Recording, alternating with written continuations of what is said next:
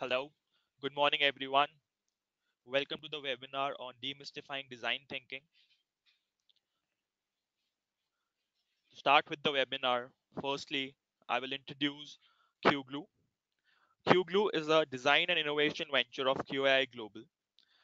QGlue uses design to help businesses build services that people love and impact the world around us. Using human-centered approach with robust methodology, QGlue equips people to solve wicked problems by helping them reach a solution that is not just right but also desirable, with design thinking at the heart of all of it. We aim to evangelize design and innovation that makes the world better designed and people happier. Now, to further introduce the speaker for our session, David P. Isaac. David P. Isaac is the consulting partner and practice head at QI Global. He comes with over 24 years of extensive experiences designing processes and business process improvements to enhance customer and stakeholder experience. David is currently consulting organizations for business transformation using a blend of design thinking, innovation trees, and design for Six Sigma. He has consulted and trained more than 40 organizations in India and abroad using the design thinker's creative mindset to design innovative solutions, transforming processes, and building user experiences. Now, now David will take the webinar forward. Thank you. Thanks a lot, Arnav. Welcome to the webinar, all of the participants, and thanks for spending your Saturday morning on looking at a topic, which is you will see in social media a lot of discussions happening about and interest about design thinking really coming up. And so we'll be spending around so we have planned for around 3 hours of design thinking, the objective being that we would slightly deep dive into the approach on design thinking and what are the various tools and techniques, because this was something that was being we were hearing that people are hearing about design thinking, but what does it involve, what is the approach, what is the thinking element in design, and what is so very different about this particular technique versus other techniques that we are following. So these are multiple questions which we hear when we speak to organizations and stakeholders. So the objective of this webinar, which is slightly detailed than normal sessions that we do, which is for an hour or so, is to slightly dwell and really understand and really hear from you in terms of what questions do you have, are there any apprehensions, what do you view design thinking as, any questions on application of certain tools, techniques. So the objective is that we have a conversation, and for our conversation to really happen, what we have is you can type in the chat session window if you have any questions, and I'll be posing certain questions, and maybe we look at some videos during our session. And so you can feel free to type on the chat session window that you have, and then we will take the questions as we go along. So we'll not wait for the end of the session, and we would take maybe 15-20, every 15-20 minutes we would review some of your inputs, feedbacks, and look at the next direction that we need to take. I hope that you are able to see my screen and you are able to hear me clearly. Just could you just type and just give me some feedback?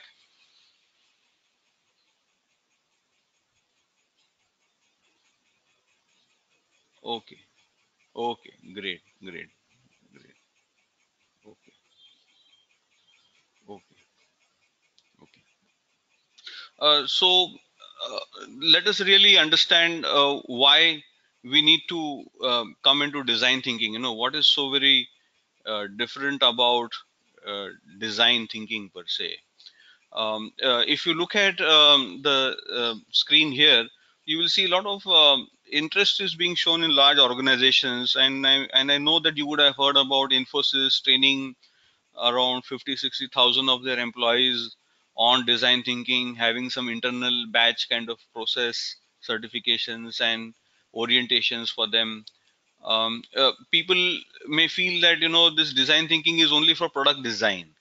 It's but no, it's all got to do with IT software, backend processing, servicings, front end processing, and you can use all of the phenomenon and fundamentals of design thinking for product very similarly into the service design thinking angle as we really speak of. And you see a lot of interest is being generated by a lot of organizations, and you see Accenture looking at some surveys and seeing a lot of interest. Around 81% of the executives are surveyed place personalized customer experience as the top three priorities. So we are looking at enhancing customer experience. And we also see a lot of acquisitions being happening by top organizations, consulting organizations, even buying out a lot of design thinking firms, because they know that uh, that's a core competency that we will have to build over the next coming years. A lot of organizations have also started internationally. They have done for a long period of time.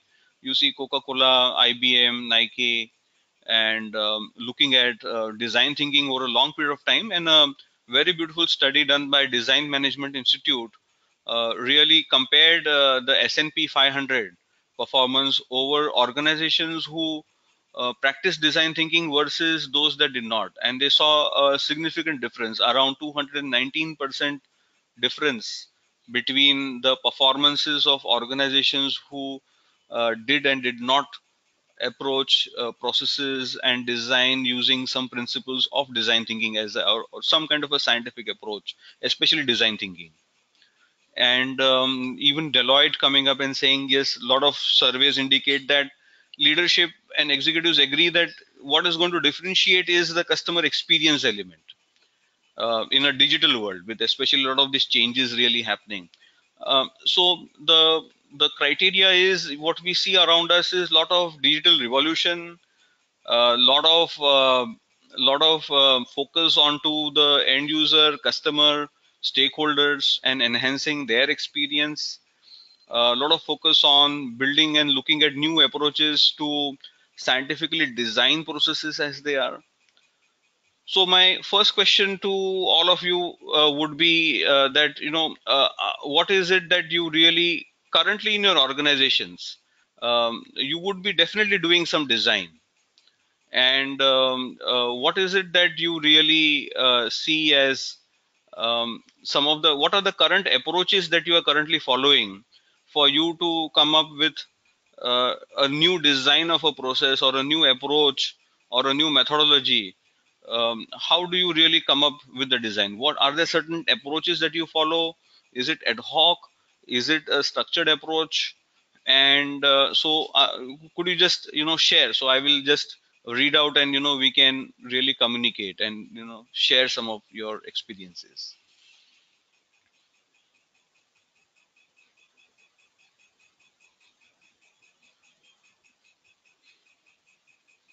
So could you just share some of your current ways and means by which you approach design thinking? Are there certain approaches? Do you have a structured approach on designing? Do you follow DFSS? Do you follow lean? Is there, or is it just that we have SMEs who come together and they create a process? What is the current way that you are involved in designing, or you see around you people designing processes and systems?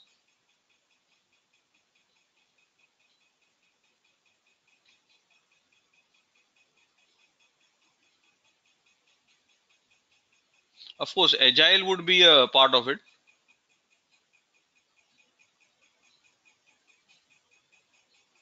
Agile definitely is a part of it, and yes.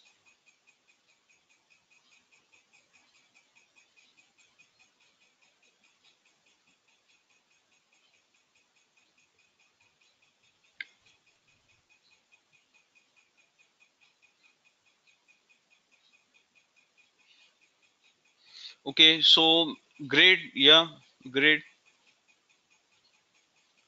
So you see, some lot of teams are following agile and lean techniques to look at design thinking as an approach, and we are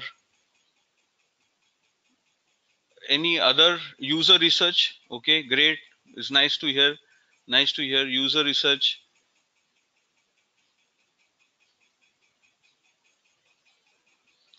A lot of organizations use lean methodology, DFSS, design for Six Sigma, to come up with the new, design of the of the current field.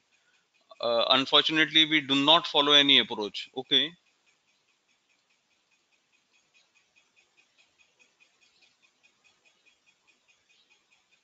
so great. Any other approaches? So I'm just browsing through your responses. We plan to move in safe in future. Yes, excellent. We are following lean and agile techniques.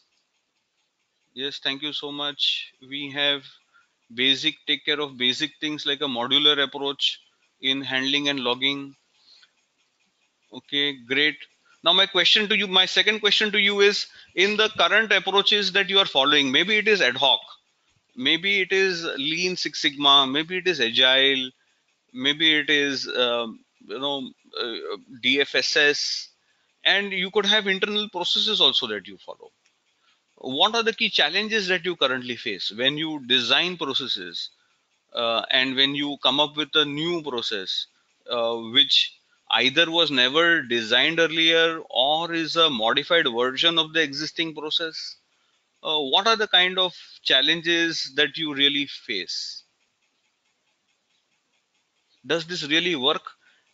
And if it works, if it does not work in particular, and you feel that there are some things good that we could do, what is it that is coming as a challenge?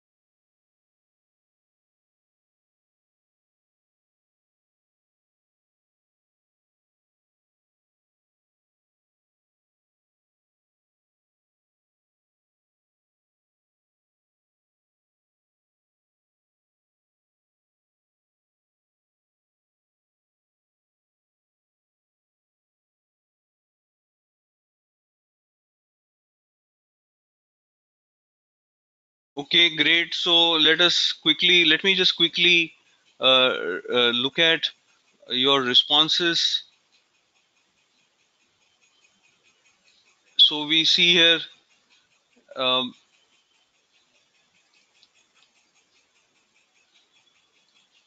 okay, and okay, so one of the pieces is a lot of focus on getting leaders to learn about design thinking and agile. So which is happening, okay, and we can't see others what they are commenting, which is fine. So I will be reading out some of the comments. I'll be just reading out because I'll read out some of your comments. So we have uh, um, Gaurav, who really mentioned can't see others commenting. I'll be reading out some of your comments, and we will, so you would be able to really understand this. So a lot of focus. So we have Umakant, who is saying lots of focus on getting leaders to learn about design thinking, which is great. um, we depend on consultants also who know about new products in the market. Hari Prasad. So dependency on external consultants to come up with new products. Mostly our approach is to understand user journeys and identify major touch points. Vinod Kumar. And Okay,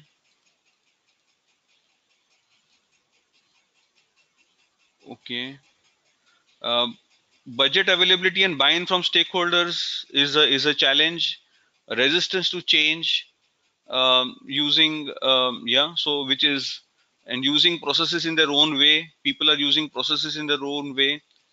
Dr. Piyush Gupta, process reengineering is one of the key challenge when designing government services. Yeah, so it's a very important element.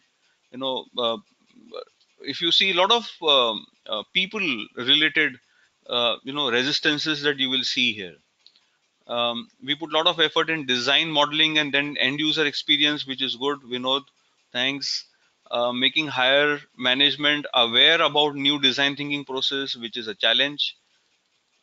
Okay, and it is more of wait and watch before we dirty our hands. So excellent, Hari. So we would have um,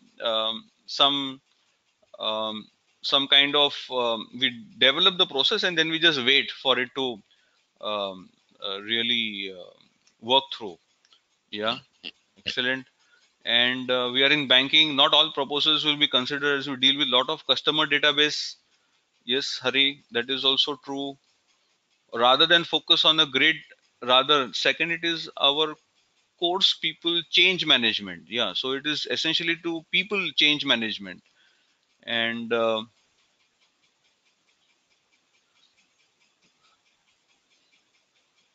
okay, so yeah, so all of the participants, you will not be able to hear any other participants. The method that we will be communicating in this webinar is you will type onto your chat session windows some responses and other entity and any questions that you have, and I'll be sharing them with you. And we'll be looking at videos and other pieces also. So please do not worry. We will be sharing a link on the webinar that we are having today so that you can review this also, and you can see the chat sessions windows also, some of the communique. But the objective is that since there are many people around who have joined in the webinar, so we will not be able to communicate in a verbal manner per se. So you'll have to bear with me for that. But I will try my best to really get all of your comments. So we are able to have a very fruitful kind of a discussion. So we have Raymond here, transformation in the organization, which can introduce concepts across. A lot of people are in a rush. Yes. So Piyush, again, they want to have solutions which are very, very fast. So you see, the main challenge that we really face in our approaches that we are currently having with us are all got to do with how do we come up with that solution. So if you look at lean and Six Sigma approach, it would be more to do with using the VSM, looking at data, doing an RCA, and coming up with the key processes and then deploying them. Maybe when we do agile also, there is a standardized approach, and then we set the best practices and we roll it out. And similar with ITSM and the other areas that we really have. um, if you look at very carefully, one of the areas that gets really negated is the people angle.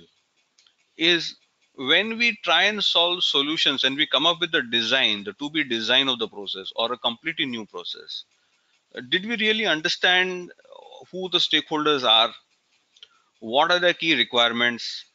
Why do they really ask us for a certain requirement? What is their need per se? So they may articulate something as a verbal need or the verbal kind of a requirement. Some stakeholder may say, I want this software to be working 99.9% up. Now, what is the need? Means, I can have a banking client saying I want to have a uptime of something, or I may say volume of incidents at a certain level.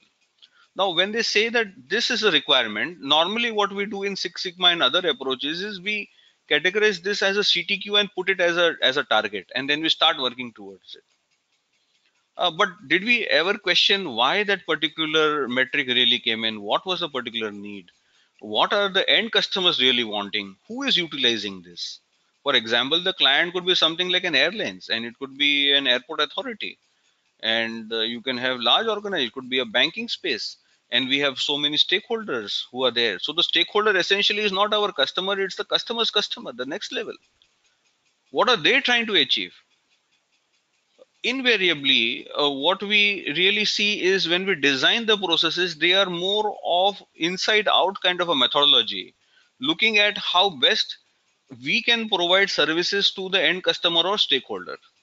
In the what we really understand, there is no attempt to really understand what is the inherent need or the problem that the end customer and stakeholder is trying to resolve. And this is exactly where design thinking comes inside. Design thinking starts off at a level by saying that, do we really, by asking the question, do we really understand the stakeholders? Have we articulated the inherent objectives and the needs which the stakeholders and users are wanting from us when they are doing a certain kind, when we are providing a certain service? And from there we start drawing some insights which help us to build some kind of a need, or some kind of a, we derive that kind of patterns looking at various stakeholders, users, to really come up and really understand this. So if you look at why design thinking, so if you see the points which are here, you see a lot of today's innovation and a lot of focus is there on empathy of the customer. Understanding by, as we normally say, under putting yourself in the customer shoes or the stakeholder shoes and really understanding it. But of course, easier said than done. We need to have a lot of scientific approaches to actually get inside the stakeholders or customer shoes and to really be appreciating that. Customers are not looking for best experience, not looking at best service, but better experiences. So there's a lot of focus on experience per se. I may provide and do the end activity in a maybe SLA. So I may go and say that I processed a ticket, or I processed an onboarding of a customer, or I delivered a product within a certain SLA, and it was given, and that was already there as part of the SOW, that I will do it within 90 days. If I've done in 90 days, then I've met the mark. Now, in design thinking, that's not so, because the whole focus is what approach did you take to do this activity? For example, I opened an account. When I open an account in a bank, what is the experience that the customer has when they are actually going to the branch, filling the form, looking and communicating to the people, looking at communications which go on SMS and mobile phones, and then you get a welcome kit. So this entire string of activities which are embodied is what really generates this user experience. And design thinking is focused on enhancing this user experience for the customer, which is, I would say, in very great detail. Okay. And similarly, it also uses a lot of statistics and market research for activities, for gaining insight. So it's not only just surveys or meeting up with people or looking at, questioning people and deciphering from analytics on what the customer really wants, but really go and check. But also they also use a lot of this user research, market research putting in. The other great phenomenon is the, like in agile approach, the whole ethos is, if I have to fail, I fail fast. So there's a lot of focus on not creating a solution like a silver bullet that will address all of the issues, but the focus is to keep on developing a new design and prototyping it, trying to see how it really works, go back to the end users, again come back, again redesign it, and this cycle is run at a high pace so that we are able to immediately transform our offerings to a level which meets the requirement. But the approach is, we don't want to have a single silver bullet. If you look at very carefully in the Six Sigma DFSS approach, there is a lot of rigor on doing a lot of this data analysis and factor analysis and setting up of a particular level. And at that moment, we would, come up with an offering, and then try and design the process which really meets up. Of course, it has its own applications, as a when we design products, especially in the manufacturing side.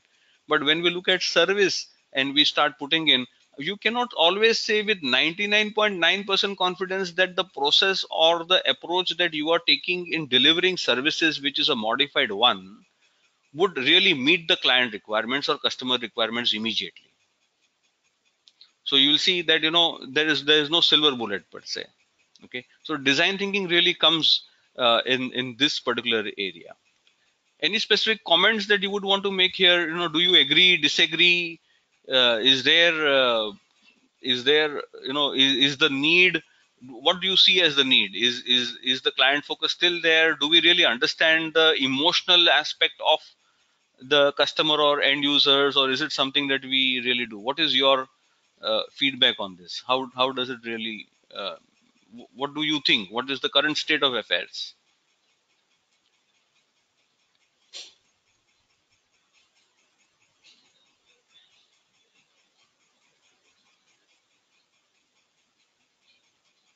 Yeah, Hari. Yeah, thanks. So Hari agrees with the thought.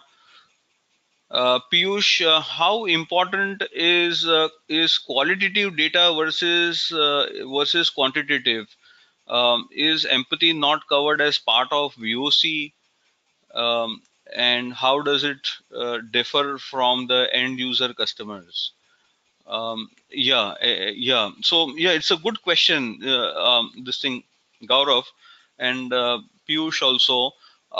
So the question that Gaurav has is, when you look at Six Sigma, and so we have an approach there that looks at how do you really build the, do we not look at voice of customer per se? Now, yes, of course, and so I would really tend to agree, and it's a good point, and maybe I'll just spend a couple of minutes on this. Is does it not mean that Six Sigma does it mean that Six Sigma does not focus on the customer? Does it mean that Lean does not focus on the customer, or Agile does not focus on the end user and customer? My response would be it does. It does. It's not that it does not. But there is a degree of detailing or the approach that is taken by Six Sigma and Lean and design thinking is different altogether. When you look at Six Sigma, how do we really gather the VOC? So when we look at the VOC, of course, there is a lot of overlap between design thinking and Six Sigma in gathering VOC. So typically we may do some kind of a survey, gather the information, or look at customer dissat data and look at that verbiage and then infer. Or we may go and speak to certain users and really, question them in terms of what do they really want. Even so, in Lean also, if you observe very carefully, is before Lean starts, there is this activity of go to Gemba. You have heard about this term, go to Gemba, folks? Any thoughts on what is this go to Gemba? Go to Gemba. Any thoughts on go to Gemba? Yeah, yeah. So exactly. Yes, go. Yes, understand. Yes, yes. This thing, Srijit. Yeah, good. So, so let me just brief you. So, a few people are aware, and so let me just brief you on this. So, when you do Lean, the first activity is go to Gemba. Gemba means Gemba. Gemba. It's a Japanese word as part of Lean, which means I need to go to the workplace for me, for me to understand this. I mean, go and see for yourself.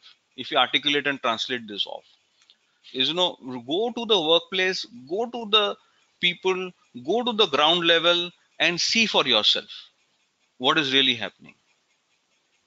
Right? Yeah, excellent, Uttam. So Uttam, the full form actually is Genchi Gembutsu. The short form is Gemba. So go and see for yourself. Now in lean, how do you go and see for yourself? So if I say I have to first do the Gemba, means if I have to design the process, if I have to come up with a new process, I have to go and go to Gemba. So therefore, how do I go and do Gemba? Are there ways to do Gemba? So I may look at the current process. I may do time and motion study. Yes, Pratik. I may do time and motion study is also doing a Gemba overall activity. Any other ways of doing Gemba? You may do a VSM and do the Gemba. Remember, the VSM time and motion study come much later as an element, because then you are walking through the process. But how do you really go and understand what is the need that the customer is really facing? So let me give you an example on in lean how Gemba is done. And you will see a lot of this commonality between design thinking and lean. But then when we look at design thinking, you will be able to articulate there are certain other tools that it is using. In design thinking, we not only go to understand what the customer is actually doing, but we go and try and understand why they are doing so. Okay. So for example, you may say that I'll just give you one example in terms of a simple example from home environment, and you will be able to articulate this. Is you all of you have a refrigerator in your home, and you see, when you are wanting to place some heavy vessels inside the refrigerator, as you normally do after dinner, and some play, you want to keep some vessels inside, or you have prepared some food and it wants to get inside, you will see that there is a problem that you are facing. So what's the problem that you see when you are facing these heavy vessels inside?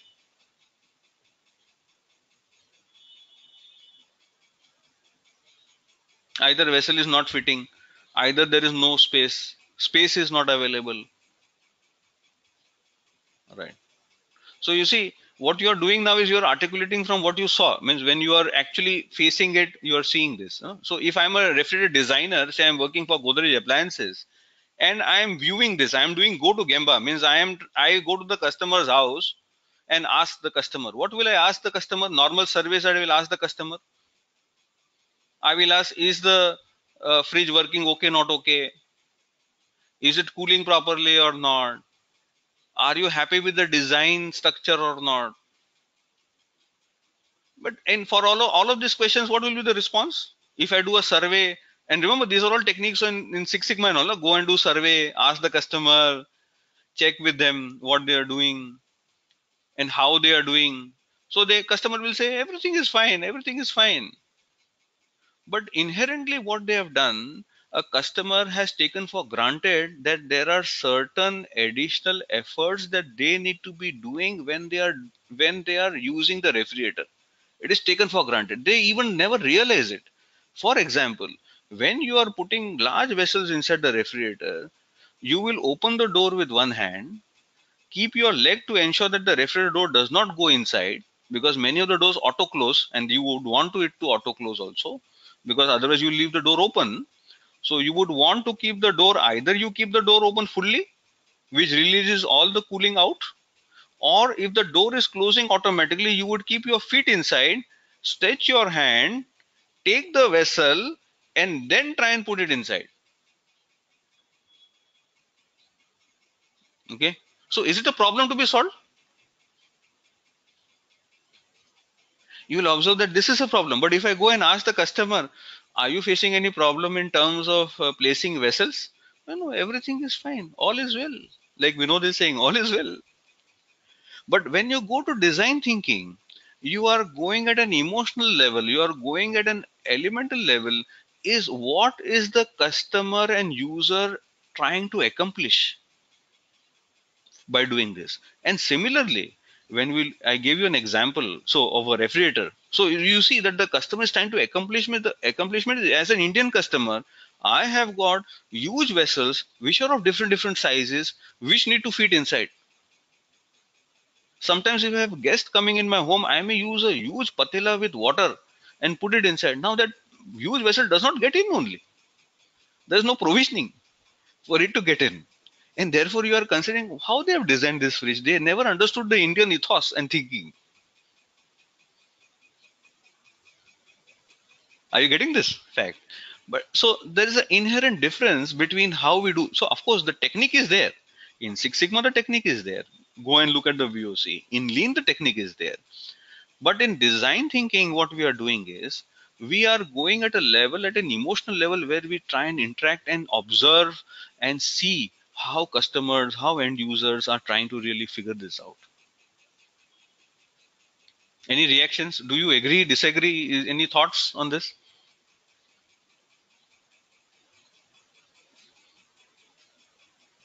Yeah. Yeah. Now, yes, yes, yeah. So the thing, Sham, yes, you are absolutely right. Does design thinking give more emphasis on user experience? It does. It does. It not only gives a more focus on user experience. It says if I have to design anything, I have to first articulate and understand the user experience and empathize with the user experience. I just can't only know the user experience. I have to also empathize. Empathize meaning. What's the meaning of empathize? Empathize, some people say empathize, put yourself in the people's shoe, which is very easy. Now, how do we put? That's the whole question. Is unless you either experience the same thing yourself by doing it, or you simulate something in our world, or you go and actually do it, that's when you start getting that experience. You can't get that experience in other element by putting it. And therefore when we see people trying to do something, we even come to the emotional state per se. For example, just to articulate and just take a delta from our refrigerator example. Say for example, and what is known in design thinking is scenario basis. Scenario means it's like a story, it's an incident, it's an occurrence that really comes in, and they are trying to articulate how the human feelings are really occurring at that very moment of time. So if you see, say for example, I have invited guests to my home, and dinner is over, and we have some very beautiful kheer that was prepared. And people are, so it's prepared, and people say, no, no, we are feeling now our stomach is full. We will have the kheer after 1 hour. Let us keep this in the refrigerator so that it will get cool, properly cool. So now, since my wife is busy talking to the guest and looking after the guest, I go to the kitchen. I take the vessel, which is maybe a 5 liter vessel, and steel vessel, which is there. And now I have to place this inside the refrigerator. So what do I do is I pick up the vessel, open the refrigerator door, and keep my foot there and take the vessel towards putting inside. Now, when I'm trying to put that inside, what is my emotional state before taking the vessel in my hand? What is my emotional state? I'm very happy, mood is all gungo. When I am now trying to put inside the refrigerator and I see everything is packed already, immediately I see, oh, I don't know, means I have to open the refrigerator door to see what is inside, and then I have to again close it, again keep the vessel, again open the door, shift the items, and then again take the vessel, keep the foot on the door so that it does not close, and then put the vessel inside, and then put everything and close the door. Now when you look at each activity here, you will see that the customer experience is really getting frustrated. Now if I am in a very nasty mood, I may get angry on somebody saying that, you, why is this refrigerator getting so packed with unnecessary things, and the entire event will go for a toss for a minor element. Design thinking goes at this level, and what they do is what is known as scenario analysis, customer user experience using a certain scenario on what is really happening at that moment of time. So if this is the track that I took you to, according to you, if you are a designer of a refrigerator, what would you do? What would you do? Improvements you would make in the refrigerator so that this experience is always good? Any thoughts? Any new ideas? So I'm making you a designer. Maybe you'll all become. We are all designers. We need to really think hard. Think about the tools and apply them. So the task given to you from me is: this is the scenario. This is what is happening. What you can think of as a designer to make this experience better? You say have a transparent door. Excellent. Transparent fridge so I can see from outside. Design shelves which can be modified very easily. Excellent. Umakant, Gaurav, Shiva, transparent door. You see, all of you are not communicating with each other, but yet you suddenly there is a insight. Now, if you look at in the market, is there any refrigerator with transparent door? Yes, you are seeing. Yeah, you will see some of the operators are having, but if you go and see our normal the commercial ones are having transparent door. No, not for the home users. Not for the home users. You say yes. So now you see that, or you may think, what else do I want? I want to change both transparent as well as closed one whenever I need. Excellent, Hari. So now you have come. We will be dealing with this also. So for all of your benefit, we will be having the session for maybe 1 hour, 1 hour, 1 hour, 30 minutes initially. We'll take a small break of around 10 minutes and then again regroup, because having a session for 3 hours will be too much for the entire group.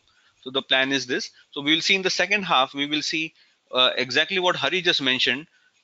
He's saying, I want to change both transparent as well as closed one whenever I need. That means it should be transparent whenever I need. It should be opaque also whenever I need. Okay. So is it change the freezer to normal and vice versa? Yes, yes, Sham. Piyush, yes. Link the tab mobile to get an inside view. Oh, excellent. This is a very good idea. See, you have become innovators. You have become design thinkers. See, the whole element is you come up with thoughts and ideas as soon as you start getting insights. And if you be very, very close to this, what I just simulated for you is the customer journey mapping and the detailing in which activities are being done by the customer, and they are trying to solve a problem using a customer journey. We understand that, and then we get an insight, and as soon as we get an insight, the solutions are there for us. But if I go and ask the customer, what do you want in your refrigerator, will they ever come and say, I want to have a transparent door which can become opaque whenever? Will they come and say that I require some kind of a app or something that can at least link to my mobile phone so I can know what items are there? At least it gives me an image of what is there rather than opening it. Change the way the refrigerator doors open and close also. Why should I put a leg inside in between? Yes, excellent, Mohammed. Yeah. Excellent. So you see, this is the difference between what we say as design thinking. If I look at it from a Six Sigma perspective, if we look at this entire element, if I approach this as a Six Sigma kind of an approach, what you would have done is you would have gone up and collected some information. How many cases customer is dissatisfied with the refrigerator? What are the reasons? Do the Pareto, do the survey, and of course in the survey customer will never complain that something like this is happening at all, because they themselves don't realize they have a problem, they get a solution which they develop. It is for us to really figure out what they are trying to do.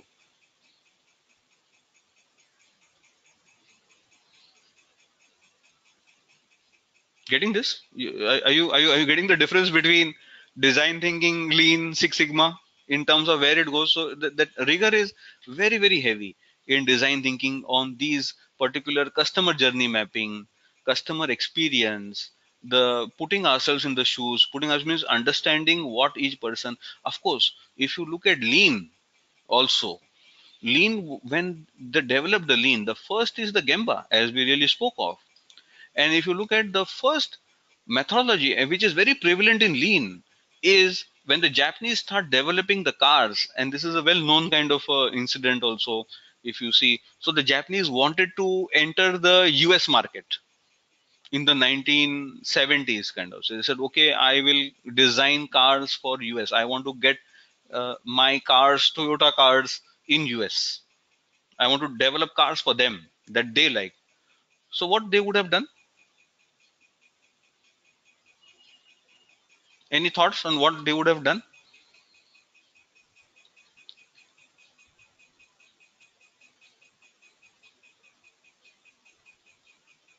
Yeah. So if I did a survey of what currently they are having, I would have developed some big cars like what Parag has just said.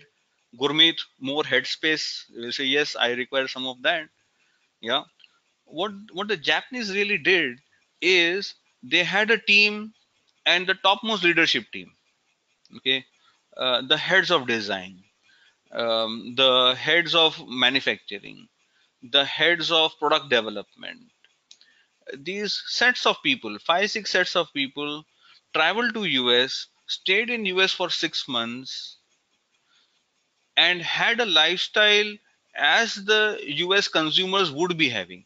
They drove their large cars, they went to the restaurants where people used to go and visit, they looked at the gas stations, they looked at how people were normally behaving in the society, and therefore how does it really, and they realized that many people like these huge cars which they were currently having. So if you observe very carefully, the in lean, when you do the Gemba, even at Toyota, when they began with it as an essence, they did not design cars sitting in Japan for US just doing some market survey. They themselves went there, behaved as US citizens, had experiences what they normally have, and then they are coming to the design table thinking about what exactly these people need per se as an emotional level. Because if we ask some customer, what do you need? They will not be able to articulate. It's something for you to really figure out as an insight. So this is where design thinking really comes in, and there's a lot of similarity between both, but design thinking takes you one step ahead. Any questions at this stage?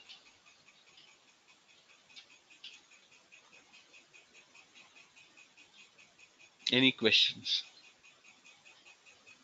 Okay, great. Any questions? Just let me know. You can just type onto your chat session windows, and I'm having a look at your questions. I'll read them out, and we could quickly. I'll give you my point of view, and you can quickly react to it. Okay, great.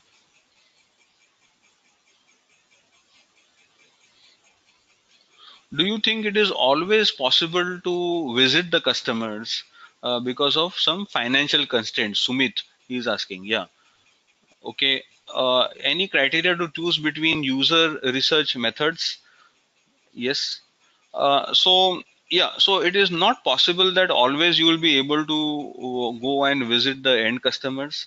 But as part of design thinking, what they have done research and they have articulated, and this is I have seen this, and when I interact with various design thinking experts in my journey to become a design thinker myself, and I understand also that uh, what uh, what experts are telling us is you need not go like in Six Sigma we do that I need to have a critical sample size.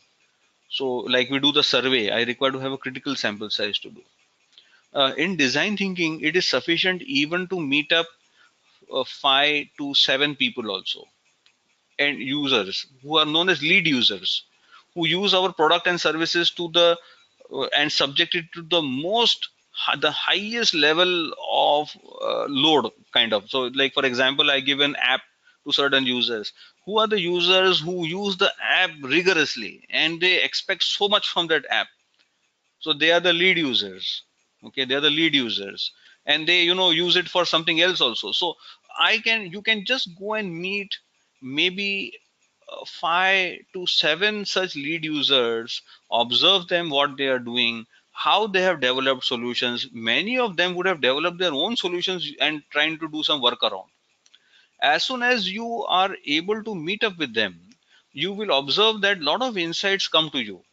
And what scientifically they have proven that even if I do a very large survey of research in terms of user experience and otherwise, especially from a empathy perspective or trying to understand user needs, the insight that you will get with very high number of customers, say for example a focus group kind of a technique wherein multiple number of customers or users would come together and share the same kind of the same kind of insights will come to you when you when you speak to and question and observe and talk to around 5 to 7 customers. That's scientifically really proven. So you'll see that of course that becomes a very good point for us to really work on. But I agree that it's not possible that every time you would be able to go to the end user, but the objective is that we do. Many times the going to the end user and understanding is also trying to articulate. For example, let me give an example here. Say one of the life insurance companies that I was working with, they were trying to enhance the usage of their website for renewal of policies. Now the website design was very good internally, so they were really flabbergasted that why aren't people renewing their policies on the web when everything is so very nice. And they had the end user satisfaction surveys and other entity, and they had the data also that so many people were coming and so many people were accessing and so many people were renewing, so that data was also available. But they were still grappling, and in the past what they were doing is they were enhancing the features of the web page to provide better services by adding more parameters inside. Now when they were grappling with this, the first element was when they started to look at why is this change not really happening when we are doing so much. They What they did was they said, let us go to the field, let us go to the branch, let us go to and take some dummy numbers, say user numbers, and then try ourselves to really do the same transactions ourselves. And when they started doing the transactions themselves is when they realized that the initial questions for validation of the customer to really come inside also were so very large that people were not able to even enter the website. They were asking questions like what was the last payment that they had made, what was the due amount, by what mode did you pay, when did you pay. Now these details are never available with the customer at any moment of time, and therefore validation was failing and people were finding it very difficult to even enter. But having entered, it was so very easy to renew your policy that it was really great. Okay. And therefore it got so they realized that yes, this was some pain that they were putting in, and it's just a matter of just changing those questions, and they had a hit rate which jumped by around 20% movement that they really saw. Okay. So if not real users, can we identify equivalent users locally? Yes, which is also a technique we know, which is true. Mohammed, yes, does design thinking for existing products only? Can it be used for new or prospective products? Of course, Mohammed. We can definitely use, and design thinking is actually very powerful when I am creating services, products, and say digital platforms, apps, digital interfaces, internet on the go. We see a lot of these coagulated interfaces with technology coming in, and when you are designing something new, how do we really go about and design? So this becomes the first starting point of design thinking, is what is the customer wanting to really solve, or what is the customer experiencing, and from there we start the design. It is not that I have a technology and therefore I will provide to you this is the best technology according to me. It is never the case in design thinking. Okay, Ashish, how varied should the sample size be if the product is from age group of 14 to 18? Are there multiple categorization and subcategorization? Of course, means for market research, if you have a certain target group, and then you may use do the surveys from this target group in different non-homogeneous data sets. But in design thinking, what is very essential is they identify users, and especially they identify lead users. So there are some users who use your services to the fullest. That means they are very, very demanding. They will come up and say, if you have provided some software and some software platform, like I was working with one client in the last week, and they had some site where a lot of entry of data and information and approvals and other things are happening. What may really happen is there could be some users, like people who authenticate and approve, which become one part like a normal curve. They are at the end, one side of the normal curve, so they are very heavy users on this product. And there are some users who never use this product or this platform for doing anything. They just go and write an email, and then they expect somebody else to be coming in because they feel that this site and portal is useless for me. So they are on the other spectrum of the normal curve. So typically when you are doing some kind of survey and you are talking to people and questioning and trying to articulate and observe, you would definitely want to go and look at a set of people who are extreme lead users, who keep on complaining always or have heavy demands on the system or the technology that you provided, and even go to another set who normally we know have a need to do something, and this platform itself or this process itself is enabling that, but they typically don't come onto this platform. They would typically go by some other means to be doing this kind of. So you would, like, for example, I am say you are trying to enhance the ticketing tool for incident management and ticket management. Now we have a typical tool and we are trying to redesign that offer, we're trying to modify it. So definitely we would want to go and speak to users who in the last 6 months are rigorous users of this incident management, and they keep on using it, tracking the performance or giving feedback, suggestions, and all of that they are doing. They are the heavy users. We would definitely want to go and talk to them in terms of understanding what do they require from the system. And there are other sets of people, if they have a technology problem, they still don't go to this portal and log a ticket. They still go to the supervisor, write an email or write to the desk saying that I have got a problem, and then you start putting it inside. So definitely if I want to design the new platform, I would really want to go and look at both of these spectrum of end users. But of course, 6 to 7 folks are good enough for us to really manage. Excellent. Any other questions? Okay, great, great. Oh, so we will move ahead. And so we looked at why design thinking is important and what is the perspective. Now, what do we mean by design thinking? So what is design thinking? Because that becomes another question. Is hence design thinking is not about solving design problems. Okay, we are trying to solve problems of business nature. So we don't want to create a process or a platform or a system or a technology which is great to look at and very complex. We want to create solutions, designs which solve problems, address need of the customers, and essentially they are linked to business value. So ultimately it should help us to make more money, or it should help our customers to make more money, or to enhance the business performance. That's the whole objective. We don't want to be creating n number of elaborate designs which will never be used. For example, um, I, there are huge number of patents which are filed every year. One study was done in terms of the various patents which are filed internationally. How many of them are actually being used in practical applications?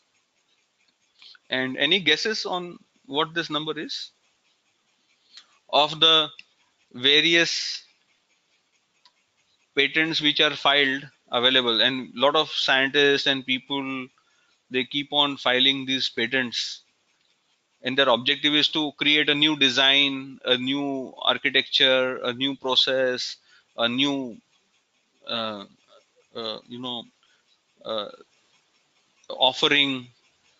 And then, but how much of it is actually being used?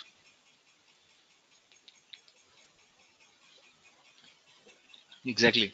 So many of you are responding here around that 5 to 10% mark. So it is only 5 to 10%. So what it indicates is around 90% of the patents which are filed globally are not actually being used. They are either created to protect a certain technology and then keep on continuing to use the old one because it makes business sense, like what many large organizations do. They will corner this kind of researches because this kind of researches prevent their current markets from growing, and they will prevent it from coming into the market. And only when they feel that the customer has become now knowledgeable and demanding something, then only they will get it inside the market. For example, there are uh, there are technologies in cars which can run with alternate fuels or very low amount of fuel, but these are all cornered with a lot of these mobile companies and other research firms who do not want this to come to the end customer. Right. Yeah. And that's the whole problem, because the customer is not demanding. Tomorrow if you stop buying cars using petrol and diesel, they will be forced to get these alternate vehicle cars inside, but they don't, because the customer is still buying. So they know what the customer needs, but they know how not to give it, because that makes business sense for them, and that's how they really manipulate. But the whole point I'm trying to bring up here is, a lot of the so design thinking is not concerned with trying to create an elaborate design, or using technology which is cutting edge and trying to create something which is very elaborate, very elegant, very good, but cannot be used. We want to use systems, processes, technologies which are useful to our people business need. Focus. So that is one of the most important element. Typically when we do business design, if you look at this kind of a slide here, is we have a problem area, the left hand side here on your screen. You have, when you do business thinking, we have a problem set, and from the problem set we identify which are the key problems that I need to resolve, and then we jump towards the solutioning mode. We try and come to the solutioning mode. In design thinking, very important aspect is to really understand the context in which the problem really resides. That means the surrounding context. What are you trying to really achieve? And from there, the solutions really emerge out. So the context understanding becomes a very important aspect of design thinking. Now, let me give you an example of what this understanding the context means, which is slightly related to what we just spoke about as a refrigerator example. But now I'll give you some examples from your own areas of expertise. Say, for example, you are doing some software development work with your team, and you are developing, so there are various enhancements and various software features, and you have a client in US to whom you provide the services, and you take care of the existing platform, upgrade it, look at various changes, and elaborate it, and really um, ensure that the uptimes and incident and other elements are currently being met, kind of, and you are all in the green. So metric is all green. So in your process all metrics are green: timing, on time, quality, performance, cost, everything is green. And when you go and do the end user survey, CSAT survey of the customers or stakeholders who are in, or the the key stakeholders in your delivery team, and from the client perspective, uh, you don't get a good score. The score is not exactly in line with your green metrics that you see in your MIS. So why is it so? Why do you feel it is so? And what is the problem according to you? Metric is all green. You are delivering a service to the customer and stakeholders, and there's an elaborate process. You are following an agile methodology. You are delivering the various things. Metrics are in the green. And then when you go to the stakeholder and customer, they give you some feedback. saying that yes, I am 60% satisfied, but it is not to that 90% mark. According to you, what is the problem?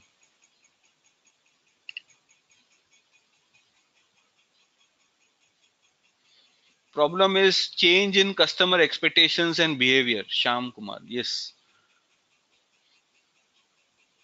Sonali, green metrics are based on organizational targets. Yes. Vinod, metrics are mapped to SOW. EQ is mapped to CSAT.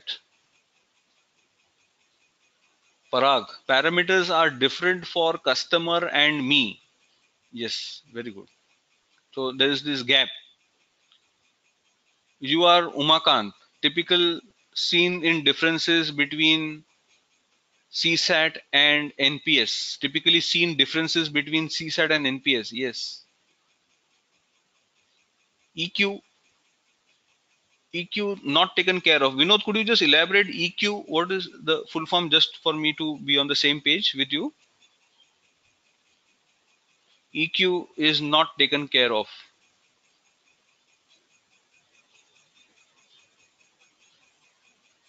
Oh, emotional quotient of the differences in expectations and deliveries is not taken care of. Yeah, user experience is not taken care of. Metrics are decided by clients, keeping sometimes changing needs of the customer. Rohit, okay, match with customer requirements. So you see that this is a problem. Now, let me take only one branch of it. Let me just experiment with this, and it's good that we are having some time so that you can undergo this journey along with me, and hopefully, this helps you to understand the concepts in depth. Um,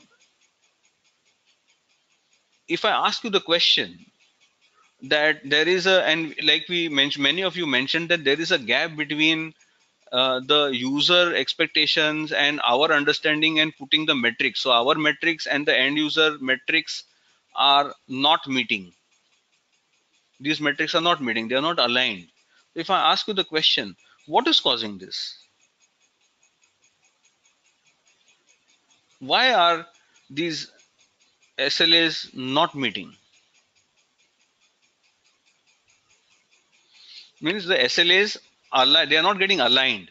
SLAs, internal SLAs, and the expectations from the end customers whom we are doing the CSAT survey are not aligned. What is causing this?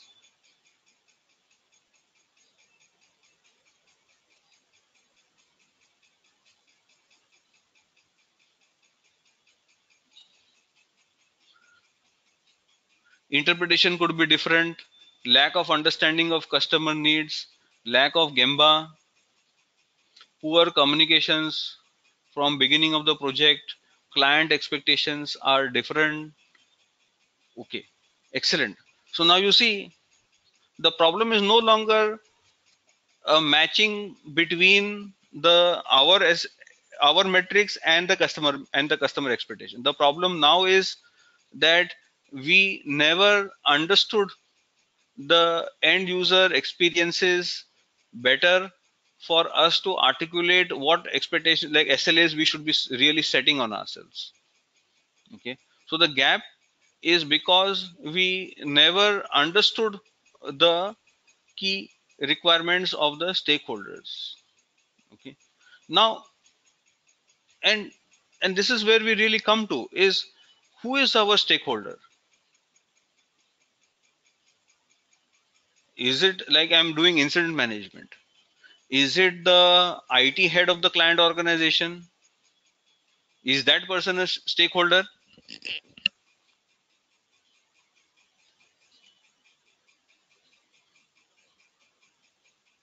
So who is the stakeholder in our case? So we come to the call that yes, we do not understand the stakeholders. So who is our stakeholder then?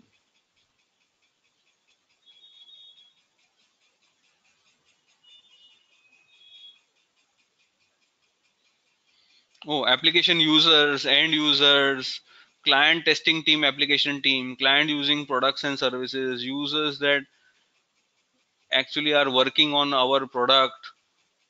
Excellent. So they are our key users. And what are they trying to accomplish? So anyone who is using our applications and tools, they become the users. And what are they trying to accomplish? What are they trying to really look at?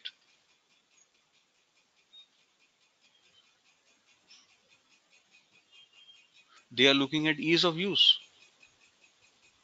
Excellent. They are looking at, they are saying I ease of doing some things. They want it to be bug free. How easy an app can make their life, essentially. So the end users, so our problem is not that the metrics are meeting. The problem is that we haven't understood what the end users are trying to accomplish. The end users are trying to solve a day-to-day problem. The end user could be somebody there in the stores who is doing some barcoding and then it does not work. The end user could be somebody at a rig who is there in the middle of the Pacific Ocean, who is doing some research, and that he is not able to access the platform for him to derive insights at that very moment. Now, have we designed our systems or our platform so that we are having ease of application or ease of use or providing solutions to this user whom we are really talking about? Have we designed that for them? Okay, this is the big question that we should be asking ourselves, and that's the context setting. So if you look at this slide, when we talk about understanding the context is, for example, and this is true when I was really helping one of the teams who were doing this incident resolution and other elements, is they were working on reducing the volume of incidents to be lower. So the element was who is creating these incidents. Well, incidents are, so our, for that particular team, the client was actually an organization who did a lot of this geo research on the exploration of oil and other entities. And these folks had got very dedicated laptops with very high end softwares, and the organization was supporting the software and application from remote locations and ensuring that every time this is an uptime and there is no issue in accessing data, collecting information and giving insights. So for me, I may have a P3. So did I do the proper resolution? Did I address it? Of course, yes. But the whole issue is, who is raising the ticket? Who is raising that incident? Who is escalating? The escalation is being done by a person who gets paid by the hour on a very large number, because the skills are very, very unique. Who people who do this kind of research, and these people could be anywhere in the globe, and these people could be traveling in a helicopter towards the rig, coming there, or on the rig, or in remote locations trying to extract information. Now imagine if they are not able to access some kind of an application or a portal or elements, or you are doing some upgrades within which everything is got very, very slow. For them, their life is got miserable, because for them, one day or an hour of a rig being in the sea at a certain location is going to cost crores of rupees. Now, have we really understood that emotional pain that this person sitting on a rig or traveling in a helicopter is having when he is not able to access an application, and when they log a ticket, on terms of what they are trying to accomplish, and therefore what should be the features of this system that I provide so that it becomes easier for them? Have we designed that for them? That is the element of context setting, understanding the context that we look at here, right? So is this any reactions on this? So I just wanted to elaborate to you what is the meaning of context setting. Is when we are looking at problems, the problem is, in a typical area we see a problem as not meeting an SLA. The problem is not meeting an SLA. The problem is we never understood and articulated the context in which certain problems emerge, and the emotional agony that people undergo as users for certain things that we really provide to them. And that is exactly what design thinking is trying to do. I'm spending a lot of time in this aspect because this is one of the key differentiators between design thinking and other approaches. If we understand this, then all other tools and techniques that we will subsequently discuss will be very easy for you to really articulate.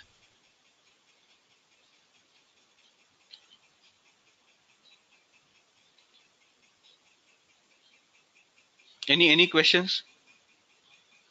Yeah, we will quickly deal with tools used for design thinking. Gaurav, you're asking any tools that we use for design thinking. Yes, I'll show you some tools quickly. I'll show you some tools for design thinking here. Excellent. Okay, great. So I will go ahead and we will look at what is design thinking. So when you say the context is, as we say here, uh, all design thinking is considering a larger context, like a chair in a room in a house in an environment in a larger city plan. So it's what we know in many things called as the super system. So how does each fit within the other? It's not anything in isolation that we really look at. So when we look at design thinking, there are these three key elements which are talking about where design thinking fits. And design thinking fits exactly at the intersection of all three. One is people related, desirability. Is this something that our end users, customers, and stakeholders actually require? Second, does our current technology enable us to deliver this kind of product and services? Because I may need something, but technology may not have developed. But I have to figure out what technology can help us build this kind of element and bring us this kind of delivery. And the third is the viability. That means it should be possible for us to create this new design. Otherwise, we may spend a lot of money doing a lot of these activities of designing, but we may lose money in all of this, and therefore it should be viable. So these three intersection elements of desirability, feasibility, and viability is an intersection where design thinking really fits in. So design thinking, when we design things, these three elements we should keep in mind. Is this something that the customer really, or end user or stakeholder really require for them to solve their problems and come out of their agony? Second, is the technology, what technology should I be using so that it gets enabled and I'm able to solve this with the current resources that are available with me? Third, is this going to make me money? Is this going to make value to my stakeholders and to me simultaneously? At this juncture, you will see design thinking really fits inside all three. Okay, any questions here? In my opinion, usability must also be included in this mix because usability is not implied by either of them. Yes. Point taken, Prasad. Usability, how they are interacting with that particular product or service is also very, very important. How much new technology can help in design thinking, feasibility, dies but not include technical feasibility. What about economic and cultural feasibility? Yes, there are various other elements. So this is just a broad concept. Prasad, you are absolutely right here. If you look at the people, desirability, technology, and business availability, of course, a lot of other elements will come inside. For example, the cultural aspect of people, the cultural aspects of associations, and therefore our design should be aligned to that. Like in lean, it is mentioned that all solutions should be fitting within the culture.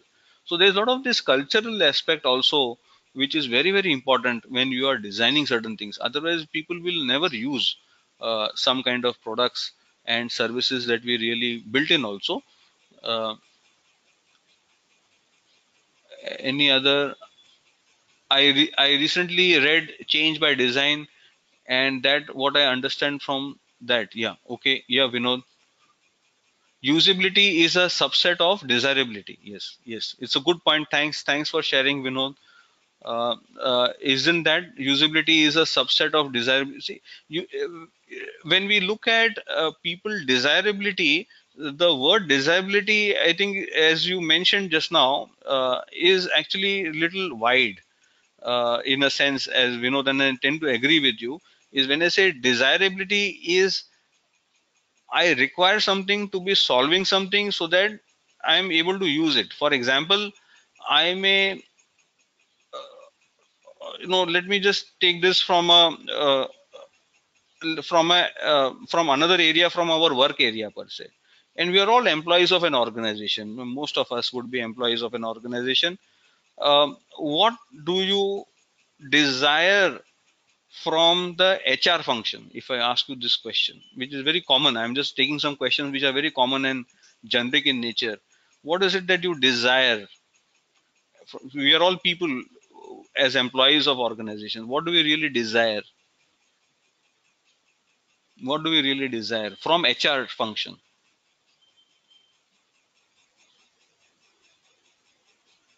What do we really desire from HR function? Better employee engagement, to hear us,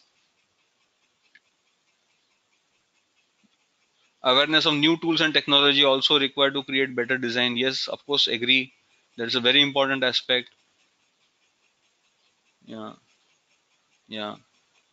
So if you observe here very carefully here, if I am saying that yes, what do I desire from HR? I require all of this. Now HR comes up with a portal by which you can give your recommendations. You can log your complaints, and you can get your personal details and other things. So no need for you to go and contact some HR person. You can interact with this portal, and all your HR related leave application and other things can be easily done. Will this make you happy or unhappy,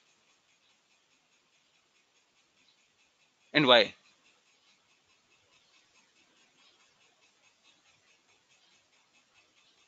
So you are employees of an organization. HR has created some kind, and there are needs as an employee that you feel from HR. HR has created a beautiful portal which is using state of art technology, is accessible via an app also. You can log in from any device on the move.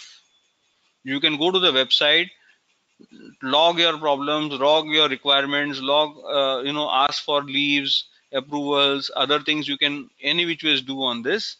And there is even a bot that is there on this site, so you are using the latest technology for any help and other pieces on this HR portal that you are using.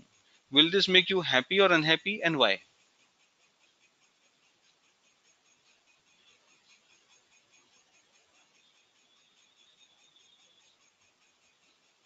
So here there is no problem of logging in. You are able to log in also beautifully. So you have employee ID and you are able to log in, and it becomes very useful for you to really articulate. Yes, it makes happy because it is of use of accessibility and manual process. So you see the element of usability is there. So when I say I want to have something, the element that whatever you provide should be useful to me. It should be easy to put. So I say ease of accessibility and ease of use is an important aspect. However, have noticed that the spirit dies down eventually. Yes, of course, Santosh. Human touch is missing. You see, you created another problem. So it's good. It's ease of use. Yes. So when I say desirable, what do you desire from HR? Say, I desire that people should listen to me, to hear me, so that I can work with. There's no need for me to go and contact people, and you have a beautiful portal. Okay. And there is SLA, and the HR releases a report on that, and all metrics are absolutely green. And HR publishes the report to the MD also, and MD is very very happy that all my people have a portal where they can log, and there is an app also, and there's a bot also, and the bot is also very intelligent. Okay, but this element and the need, human need, I want HR to hear me. That means that human element.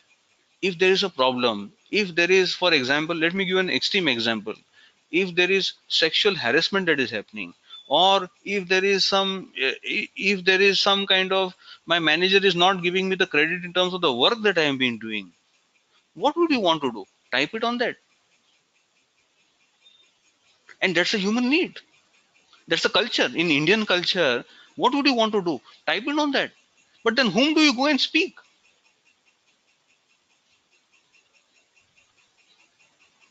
And then when you go to somebody in HR asking, I want to speak to somebody, I got a problem. Well, your problem, go and put on the portal. Portal is there for that, but you're not comfortable using it. Now you see, this element of desirability is all encompassing. That means when I say desirable, the whole element and the human need has to be articulated, which includes to an extent the usability of the product for the purpose for which it is being used by the people, not for what you developed it for. And therefore you will have to think very hard in terms of how do you build systems and processes. Like in HR example, how do we inbuild the human touch in this? It's not just an app, it's not just some kind of a board. It does make ease of access, but there's another element that really comes in.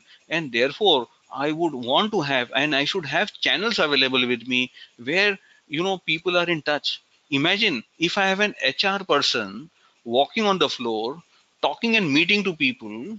And how many times, I know some of you may be from HR, or some of you may not be from HR. How many times did HR person just talk to you, asking, just meeting you on the floor, talking to you informally? There is no CSAT survey, there is no agenda, just speaking to you as an employee of the organization. How many times? Is that not the need? Is that not the need felt by every employee? Then I have some person to go to, and it is not a portal. Okay, and it's good. Yeah, it's good. We know it's good that you're sharing. Yeah, fortunately, my current company does that. It's good. Yeah, it's good. But there are many who do not. There are many who do not, and it's left on the individual to be doing it. And it's not that. So that's the whole problem. Is as a culture I need to build it, or because I have to build it. It's not just I create something. The point I'm trying to make here is, if this is true for HR, then it is true for everything that we do currently. For example, I am creating a software for a client. Therefore, what is my job? To create a software which is on time, easy to use, and others. Of course, it is given by default. But the other element is the people are trying to do something with it. And that ease of activity should be something that will come in, and therefore it will be desirable for them to use. Otherwise, how they will be using it in the very first place? Yeah, great, excellent. Yeah, this is the problem with data-driven approach. Excellent, Pankaj. Yes, we get glued to only data-driven ability, and this is exactly where design thinking really brings us out from that movement. And just one slide here, and then maybe we'll take a this thing 10-minute break, or a 7-minute break. We'll just take around 10 minutes break we will take. So I'll just take you through the broad approach on what design thinking is. So if you look at this slide, you will see design thinking essentially. So don't understand design thinking like a process. It's not a process. See, when we start thinking analytically, we think that there has to be some process of design thinking, there has to be some set of tools, and therefore we will become design thinkers. No, it's not that. It's all got to do with how you are articulating and thinking about the problem and coming up with solutions and discovering new insights, and therefore your design could be totally different from what you even thought of today in the very first place. A process is given to articulate and to go through a certain path, but there is no such very clear cut definition of a process. Neither is design thinking just a process, which we should keep in mind. But to articulate a journey, for us to really grapple with this, understanding designers' thought process or designers' thinking methodology, there is a certain way that they think. And therefore, if we educate ourselves, we would formally be able to address these kind of issues that we really discuss. So how would a design person or a design thinker approach these issues that we really discussed? So what they would do is, you would have two phases here. So design, so there are two parts to it: design the right thing and designing things right. So there are two different sections onto this entire journey, and this journey is broken up into four phases. If you look at: discover, define, develop, and deliver. So in the discover phase, we start off with the problem area, and the beginning position for all design thinkers and design thinking as an approach is to have empathy, to understand what the end users, stakeholders are wanting to really achieve, what is it that they are trying to do, little looking at what solution we have provided, but trying to understand what they are trying to deliver. Okay, and they could be totally different over a period of time.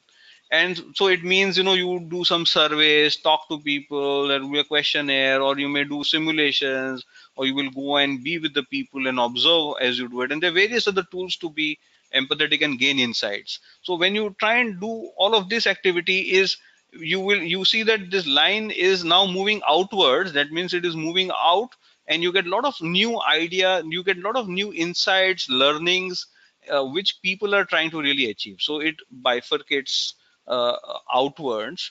And what we try and do later on is we try and come inwards towards gaining some insight, saying that, okay, actually people don't require a tool that works efficiently. They require something that will help them to take decision faster. The current solution is I have given them a tool and an app, but they don't require a tool and an app. They require something that will enable them to decide fast. Okay, and it could be an Excel sheet also. It could be an SMS also. It could be n number of other things. I don't know, but that's an insight that you got, and that insights can be used to define and come inwards, which is known as the HMW, called as the how might we. How might we? We look at how to phrase. It's essentially a way of phrasing the problem statement in terms of understanding the user and the problem statement that they are trying to really figure out. So we define the problem definition and then move outwards, that is designing the right things, and move towards ideation and the journey map. So you'll see that when you come to ideation, again it moves outwards with a lot of new ideas, and then they will have to come and do some prototyping and come to the solutioning, where you come to those key ideas which are most important for you. So you'll see it's like a double helix kind of a structure that you're putting in, essentially two phases of design thinking and designing right things. So what we'll be doing subsequently is I'll be taking you through this journey with various tools, applications, and as part of our webinar also in the second half, we will also look at tools like empathy mapping, customer journey mapping, and look at how surveys are being done. We look at some examples of customer journey maps, and we will also look at how to ideate and how to come up with the new ideas. Any questions at this stage before we take a quick break, bio break? Okay, how might we? HMW is how might we. So it's a phrase in which we can frame the problem area as a design thinker. That's how I'll show you some examples subsequently. But HMW means how might we. Yes, exactly. So this is related to convergent and divergent thinking. Yes, exactly, Vinod. Yeah, how might we? And exactly right. So you'll see that a lot of you will see a lot of convergent and divergent thinking, and this is excellent in terms of and this technique is used in many of the areas. If you observe very carefully in Six Sigma, when you are collecting the data in the measure phase, you are collecting as much data as possible for all factors that you require. This is divergent thinking. When you do the analyze phase, you are converging towards the root cause by doing factor analysis and other element. And having converged on the root cause, you again get divergent by identifying multiple actions that you would want to take, which is in the improve phase. And in converge, and you again converge back into the control, where you focus on those key metrics that you will manage in the process that will control the output measurements. In Six Sigma also, you will see a lot of this kind of convergent divergent thinking approach is being used. What is the ideal team size to observe one consumer so that we can capture multiple viewpoints? So you know the usually the practice in the manufacturing part, for a service industry, you may just go and speak and see how they are doing the work, which one person is sufficient enough. But typically, like in product development, like appliance development or some new product introduction, or you're going to the market and seeing what new product I should get inside the market currently, you may have groups of two people coming together, so that, you know, when the person is trying to probe, there is another person who is trying to just observe with, and, you know, staying quiet, observing, taking notes, understanding, how and what people are trying to do, basically, because it will be difficult for a person to be asking question and simultaneously observing the person doing things. So usually you would have two people going in pairs.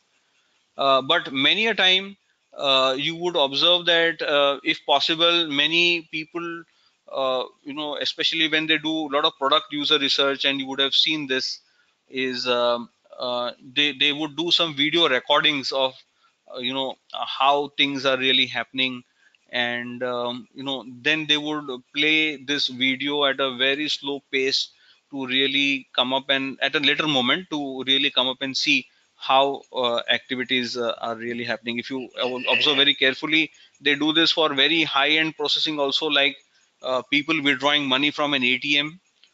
So there, if you are trying to articulate what is the customer trying to do, you can't just observe, so you'll have to keep uh, some some camera at hand for you to look at this at very high speeds. Okay, audio not there. Okay, just let me just have a look during the break. I'll just quickly, is this audible now, Piyush? Is my voice fine now, or is it still having a problem? Oh, okay, okay, okay, fair. So I was just moving away physically from the mic, so I'll just take care on that. Okay, okay, great. So we will quickly take a break now. We are at 11:36.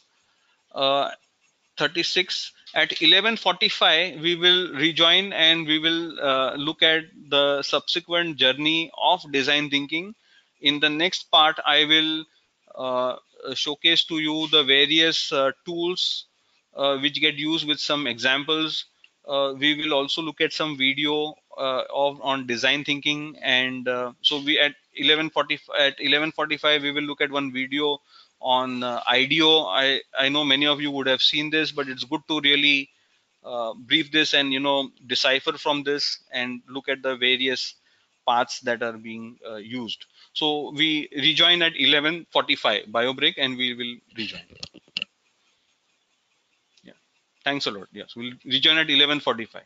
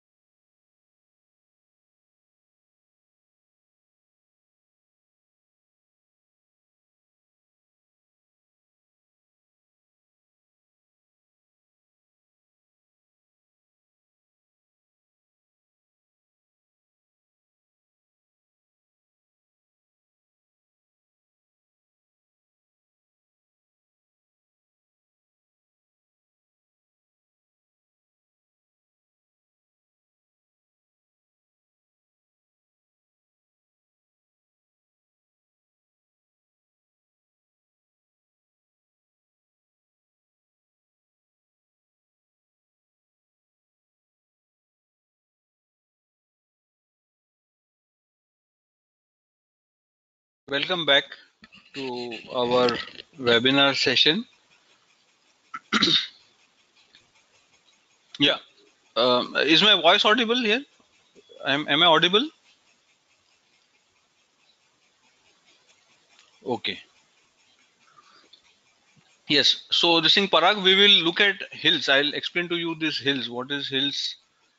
And uh, we will definitely look at other entity in detail. What I'm now doing is I'll just play a video, a short clipping here, and quickly we would really try and see, how really people come with products and processes. It's something got to do with the shopping entity. So let me just pick up. It's got to do with Amazon Go. I know many of you would have seen this video, but it's good to analyze this. So we will quickly, I'll show you a clipping on Amazon Go, and we will see, how they have developed various products and services. Just give me a second. I'll just play the clip. Just give me a second.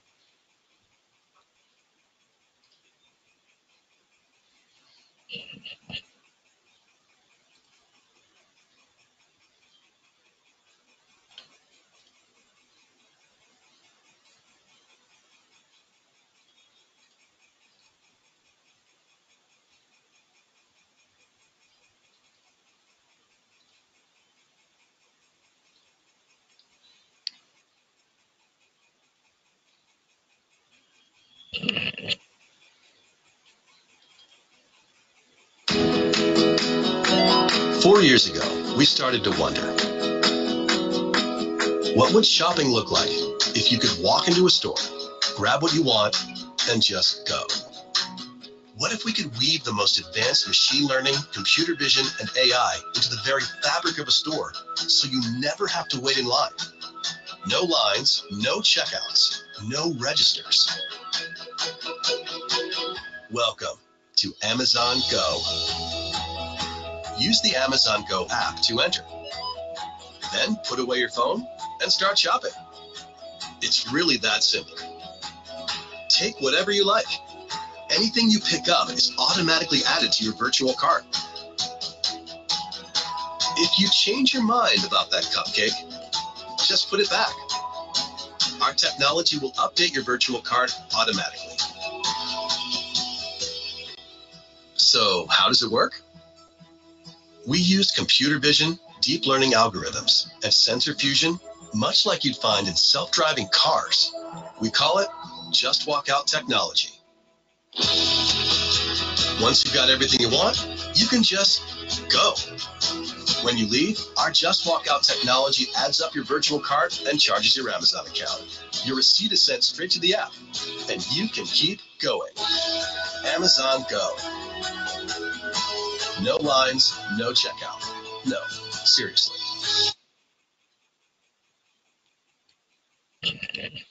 So, could you hear the what was audible? Was it audible? Was the clip audible?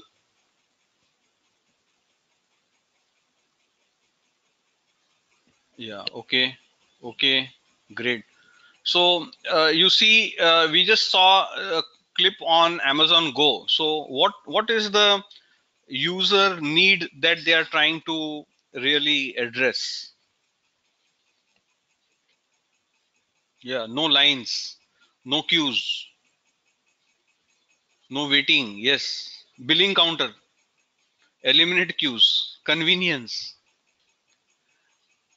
Uh, all wastages are all eliminated in one go. Save time. Yes. Absolutely. Kumar, Shyam. Yes. Thanks, Piyush. So what you will observe is what is the customer need. So customer never comes up and says I don't want. The customer says I want to have convenience. I, if I am in a hurry, I want to pick up a few things and just walk off with a few things. I don't want to be standing in a queue where I wait for others to move and then I put in. No, that's the need. So that's the problem they're trying to solve. And to address that, they have used new technologies. which are elements. So what are the new technologies they are using? They are using new technologies they are using. So you see, there is desirability. So there is something that the user needs, and there is new technologies. Is it deployable? We say yes. We have technologies. We have deep learning. We have they can do an entire VA, NVA, and all NVAs are cut out. Yes, of course, Rohit, as you rightly mentioned here. Yeah. So they are using new technologies. They are using deep learning. There are sensors. They are motion sensors. So you, as soon as you pick up something, it sense. So when you enter, you just have to swipe one card and move in. So they know you have in. And as your card moves along with you, they know exactly what movement has happened between card versus the object, and automatically it's there for them. So you see, a lot of these kind of technologies are already there. So you have desirability, you have the technology, and then is it making business sense? Is it making business sense for the user? Is it making business sense for us as a service provider? They say, of course, it does. It does. Means it's like a win-win. It's a win-win. The Amazon reduces queues, it reduces workforce, it is improving on the convenience, it is improving on the convenience of the shopping experience, and there's so much to it, really happening. Okay, great. So good. So let us go back to our presentation, and I will take you through the design journey pieces which are there. So if you look at the simplified design version, this is essentially 4 questions it is trying to ask. How are we doing this currently? What are we doing? How we are doing it, the method that you are applying, and how is it going? Means what's the current state, this thing currently. So essentially, if you look at design process, it tries to answer these 4 questions, but in a very, like we mentioned earlier, it's a divergent converging kind of an entity. So you have a general problem, and then you discover the entire voice and the need, and articulate and empathize and look at the other elements, then come towards the define with a very specific problem at hand, develop multiple solutions as an element using various tools and techniques, and here I will give you the TRIZ approach, and then move towards inwards towards the delivery, that is designing that particular product or service that we will provide as a solution. So there's this divergent, you say, a double diamond kind of a phenomenon that you really observe in the entire design thinking process. So like we mentioned, design thinking has got a lot of to do with your mindset. Mindset is, so you should, as a design thinker, the first should be the curiosity, to be like a child, to ask, talk, ask, question status quo. So it's all got to do with curiosity. Empathy, deep understanding about people and what they are really feeling and what they really undergo as a pain. Systems thinking, not only understanding a problem in isolation, but how it is linked to multiple entities, to people, culture, systems, technology, process, how they are all interlinked. And then the iterations about, try and do, you create a design, test it, again come back and redesign it. Essentially that PDCA cycle, as we know, plan, do, check, act cycle. So moving through these cycles quickly rather than coming up with a silver bullet. So these are articulations of the human mind. What design thinking skills get used? Of course, a lot of, and of course each of them are various, they have various tools in each of these sections, and there are modules, and which can go into a day and a 2-day kind of a workshop on each of these elements, on how to visualize, what is visualization, storytelling is how to articulate instances, sequence of events, and so that people get engaged and they understand it better. Brainstorm to come up with new ideas. How to observe, visual learning. How do you see? Communicating in pictures is also a very important feature of design thinking skills. Is a lot of focus is laid on graphics, post-it notes, articulating, imaging, putting on paper. Of course, there is something called as Lego design, where people Lego play, which is also an offering by the Lego to come up with, and it's used by the, even used by the service design. have a three-dimensional image about a particular process that you want to run. So you can take it to and user say, oh, this is something that you will see happening. There are softwares which give you images on, when you want to develop an app or an interface or a technological interface, you can actually create quick prototypes, visual images on the screen that give you pictures on, how an interaction would look like. For example, you are redesigning an interface in a banking online e-banking kind of a scenario. So if you want to modify it, how the look and feel will look like can be done with a simple software where they just plug and play various icons, and you can experiment and showcase to a user, this is how it will look like. Now, what is your feedback? Do you really like this? And will that be useful to you? What would you really want from this? So it becomes very useful to collect feedback using visual thinking. And of course, our 5i technique on drilling down on the root cause. So these are various skills.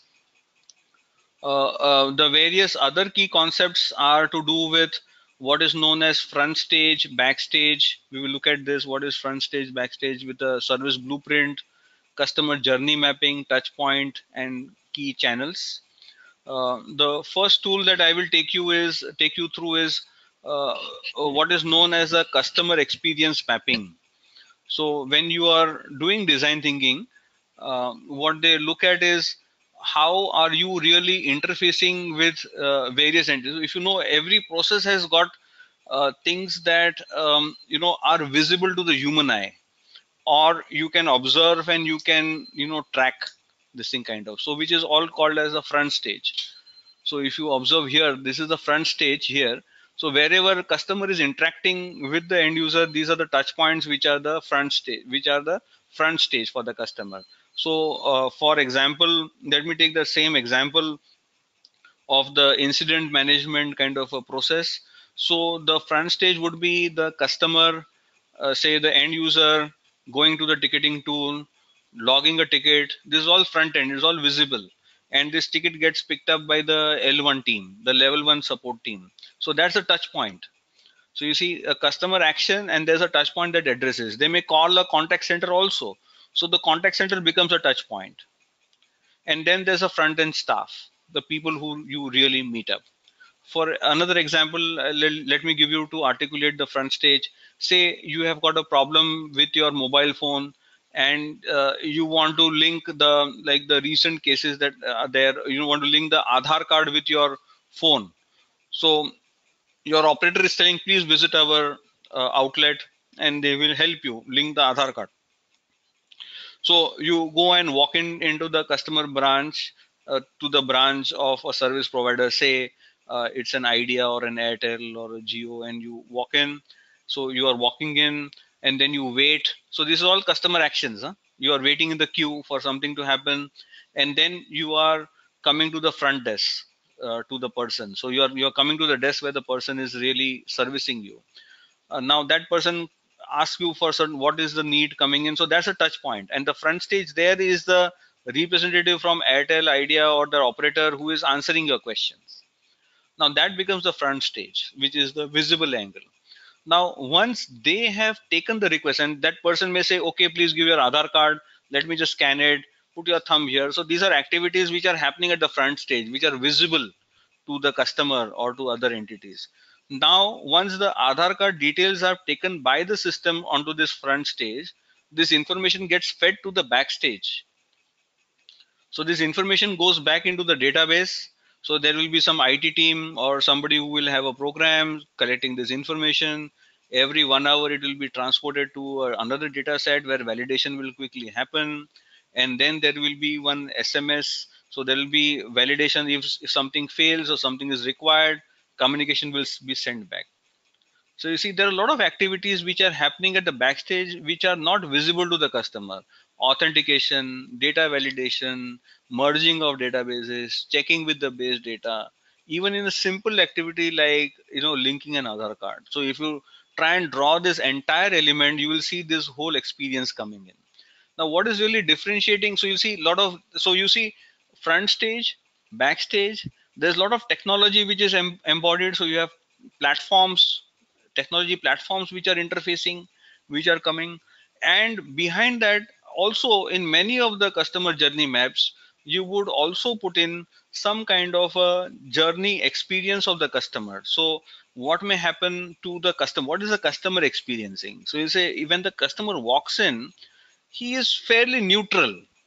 Now when the customer waits for the for him to be serviced, if the waiting time is more than half an hour in the location, or 20 minutes, and there is no space for the person to sit even, then the customer experience is dropping. So the person gets a little irate. This is for a simple thing, why am I just waiting here? Okay, so he gets irate. But then when the customer comes to the front end, customer says, yes, how can I really help you out? The customer experience slightly becomes, the experience becomes slightly better. So they slightly jump up. And when they give, they feel very happy that everything has gone on well. So till that time, customer is feeling very happy. Now, after 2 days, if the customer gets an SMS saying that your Aadhaar card could not be linked because there's a problem with your name and other details, suddenly the customer experience dips. And if I tell the customer, now you have to again go and visit the outlet once more, the customer experience is dipping still further. So what is usually done is, I'm just skipping some slides here, you'll see something like a service blueprint here. So there's a lot of these images which are getting created, a lot of post-it notes which will get put in terms of articulating what the end user and others are really trying to do, and even articulate with certain color of post-it note in terms of what is the user undergoing as an experiential element. And you can see this like a bar chart, you can a lot of post-it notes that you can put here like this and articulate how the entire experience of the customer is moving through in the entire journey. So service blueprints becomes a very important phenomenon.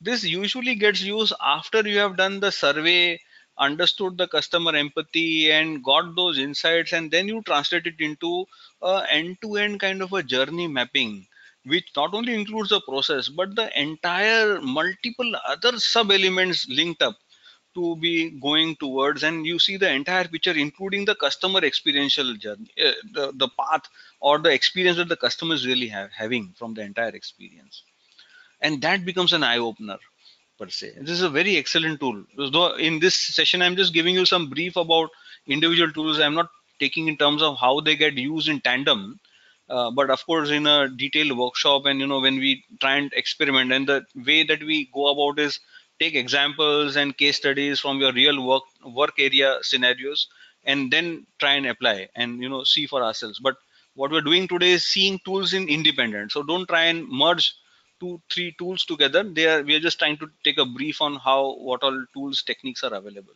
So this is what is known as a service blueprint for the journey mapping. Any questions that you would want to have here? Questions that you, okay, audio got lost. Okay, sorry. Am I audible now? Is this fine now? Okay. So we know this saying, we use a lot of Lego games in design or innovative workshop. Yeah, of course, yeah, good. So these get very very useful in terms of because when you get something to touch and feel, and you're looking in 3D dimension, it becomes very easy for people to visualize things happening.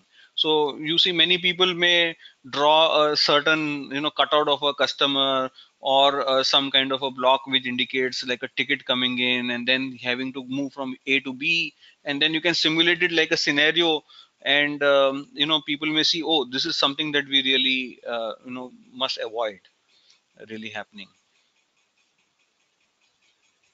Any questions related to the service blueprint?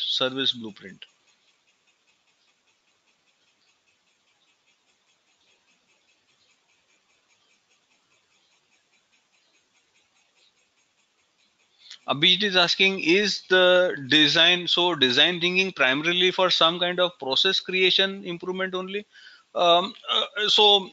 Since yeah, so Abhijit, it is not only for the process creation. It is also, you can create product developments, you can create digital platforms, you can create you can create appliances, you can create any product, design a product. Essentially what we are trying to do is, we are trying to articulate how people use the current product at hand, and it can be used for a product also. What we are primarily doing is I'm restricting myself to a service scenario where we normally look at because we don't have a product to an offer. But of course, when we say a product, we may talk about an interface, or we may talk about an app application or some kind of a software that itself becomes a product where people are putting in, and we want people to be using it to a large extent, and therefore how do they use itself becomes like a process. Right right right Yes, we are putting the service, the customer experience, like a blueprint in terms of how it is really moving. Yeah, service blueprint, customer experience map, similar customer journey mapping, similar. But here if you look at in detail, when we are mapping it, the detail elements are front end, back end. So you try and understand how technology, people, process, multiple front end, back end teams are working in tandem simultaneously, and as this process or steps get activated, what is the customer experience parallelly happening. So that element of uh, you know empathy comes inside, so we really try and understand how they are really experiencing it really happening in the very first place. So that's what really makes it very different.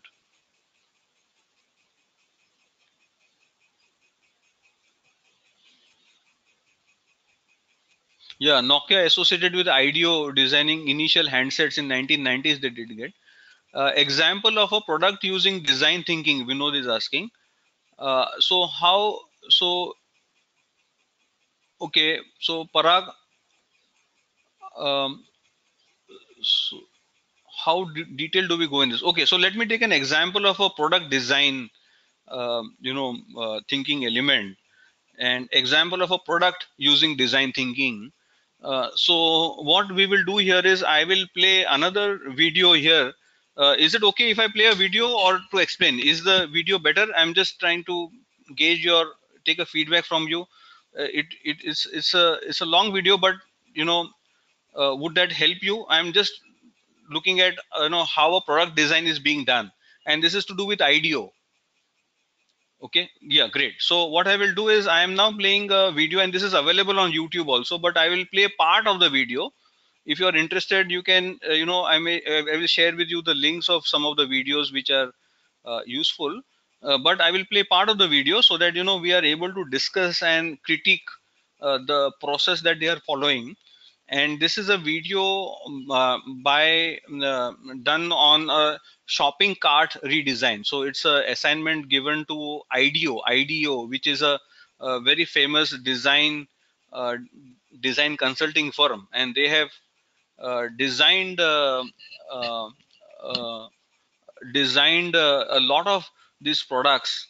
And we will try and really see how they went about doing it, and then try and articulate this works for the product, and how would it work for a service industry, and how would it work for a software, and how would it work for IT support functions, and a bank.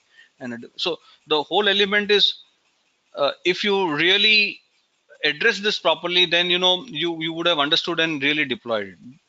Okay, just give me a moment, huh? Hari, you are facing, there is a um, breakage of breaking, huh? Sound breaking. Just give me a moment. I'll just keep my microphone on mute for 2 minutes, for maybe a minute. I'll just check up on the bandwidth. Just give me a minute to come back.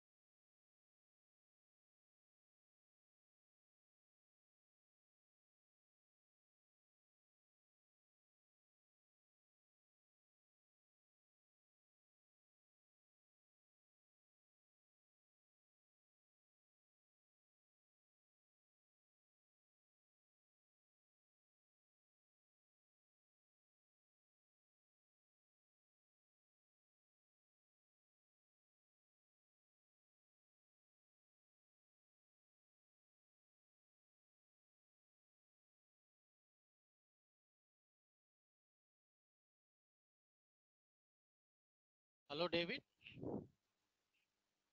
Hello. One second.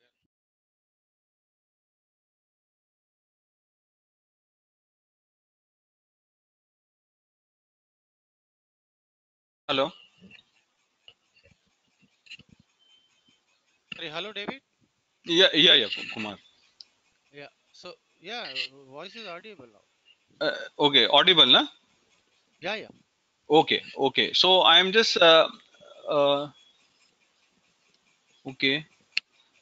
Okay. So maybe a few people are having some network connectivity. I just trying to check. I'll just play the video now. And as we said, this is got to do with IDEO when they are redesigning a shopping cart. So they are trying to understand how IDEO, and IDEO is a very good, large organization, very famous organization, who has worked with Apple also for redesigning of their, when they designed the mouse. The Apple mouse got designed, and they have designed lot many other products for various organizations.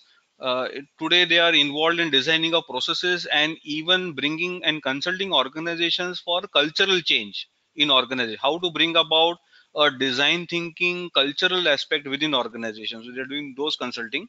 I will quickly play the video. Just give me a minute.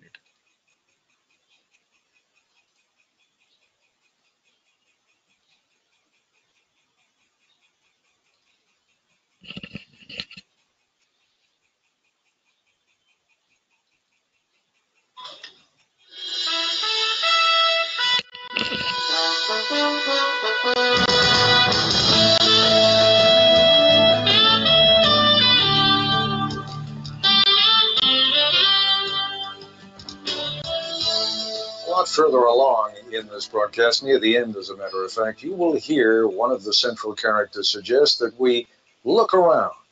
The only thing that's not designed by anybody, he will say, is nature. Actually, you could say the same thing by observing that the only designs that don't require constant modification are the ones we find in nature. But the point is well taken. We went to IDEO, the product design folk, and said, take something old and familiar, like, say, the shopping cart, and completely redesign it for us in just 5 days. ABC News correspondent Jack Smith tells us what happened next.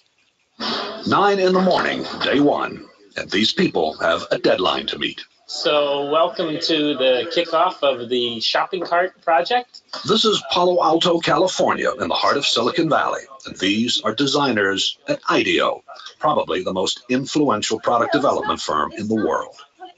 Designers are the reason TVs have square screens, chairs 4 legs, and toothbrushes nowadays those squishy handles. In fact, it was IDEO that designed those squishy handles. IDEO has designed everything from high-tech medical equipment to the 25-foot mechanical whale in the movie Free Willy and the first computer mouse for Apple. Smith ski goggles, Nike sunglasses, NEC computer screens. Hundreds of products we take for granted. For the next 5 days, the team will apply that process to bringing the supermarket shopping cart into the 21st century. I think first we should maybe all acknowledge that it's kind of insane to do an entire project in a week. Project leader is Peter Skillman, a 35-year-old Stanford engineer. Project leader because he's good with groups, not because of seniority. He's only been at IDEO for 6 years. The rest of the team is eclectic, but that's typical here. Whitney Mortimer, Harvard MBA. Peter Coughlin, linguist. Tom Kelly, Dave's brother, marketing expert. Jane Fulton-Suri, psychologist. Alex Kazaks, 26, a biology major, who's turned down medical school 3 times because he's having too much fun at IDEO. Safety emerges early as an important issue. 22,000 child injuries a year, and so they're hospitalized injuries. I mean, there are many others. Not reported in the store. That's you actually have to No, go to that's emergency room. hospitalized. Wow. Right. And theft. It turns out a lot of carts are stolen. You know, what is the average life of a cart? Does it last 2 years, 5 years, 10 years? And how big is this theft thing? 10 a.m. As the team works, it becomes clear there are no titles here, no permanent assignments. Yep. The team splits into groups to find out firsthand what the people who use, make, and repair shopping carts really think. Okay, go. The problem with the plastic cart is the wind catches it. Yeah. And these things have been clocked at 35 across the parking lot. Man, That's actually a pretty good point. The trick is to find these real experts, and so that you can learn much more quickly than you could by just kind of doing it the normal way and trying to learn about it yourself. From everything I read, these things aren't that safe either, you know? So probably the seat itself is going to have to be redesigned. What you're seeing here is the kind of social science, like anthropologists, like you go and study tribes. What is it that they do that we can learn from that will help us design a better cart? One of the interesting things for me is looking at how people really don't like to let go of the cart, except for the professional shopper, whose strategy is to leave the cart at various places. 3:30 in the afternoon, and the group is back at IDEO. There is no let-up. Each team is going to demonstrate and communicate and share everything that they've learned today. People went off into the four corners of the earth and are coming back with the golden keys to the innovation. A shopping cart has been clocked at 35 miles an hour traveling through a parking lot in the wind. We were in the store, 2 hours, and it was truly frightening just to see the kind of stuff going on. You got to designate some people to make damn sure that the store owner's point of view is represented. After 9 straight hours, the team is tired. They call it a day. So, everybody cool? Well, that's great. Thanks a lot. We had a great time today.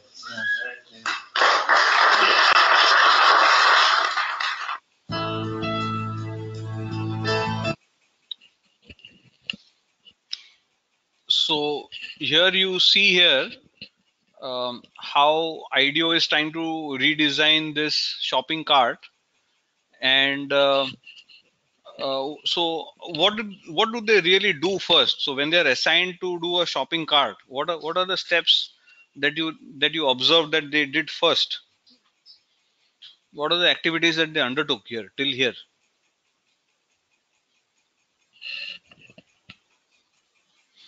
They are trying to understand the user experience. Yes, Sumit. They have teams.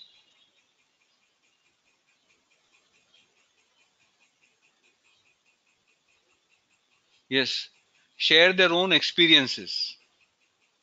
Looked at the data and the feedback. Yes, they are designing that blueprint. Yes, good. Understand all the things that are associated with it. Excellent. Abhijit, yes. Onboarding the right people.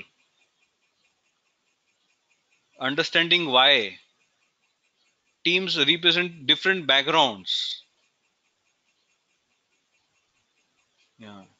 So you would, yeah, excellent, good. So what you are observing is, yeah, so we have Srinivas splitting in, and they split the entire thing into multiple phases, physical, psychological.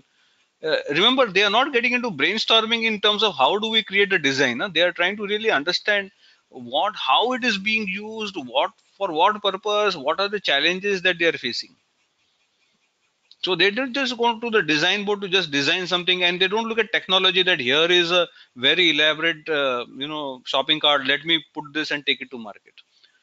So the things that they are doing here is, first they try and get data as much as possible that is available. So they know that there is some safety related problem, there is theft related issues, which they already know through the background studies, which is available in the public space. And but to better understand, they split up, and as you rightly mentioned, this team is a multi-facet team. They are people from different backgrounds. So when you do design thinking for your own area, you may have to have people from different teams coming together, maybe related, unrelated, because that's where they try and question things as they are, as a status quo. So you have multifunctional groups from different interest zones. They all come together, discuss what is the known information, and then they split up into groups because they go to the area where it is being used, and that's in the shopping mall. And they are speaking to people, and they hear people tell various feedback that they're getting. And what is the feedback that they're getting? What is it that people are facing as problems, and they hear people say something to them as a concern area according to them.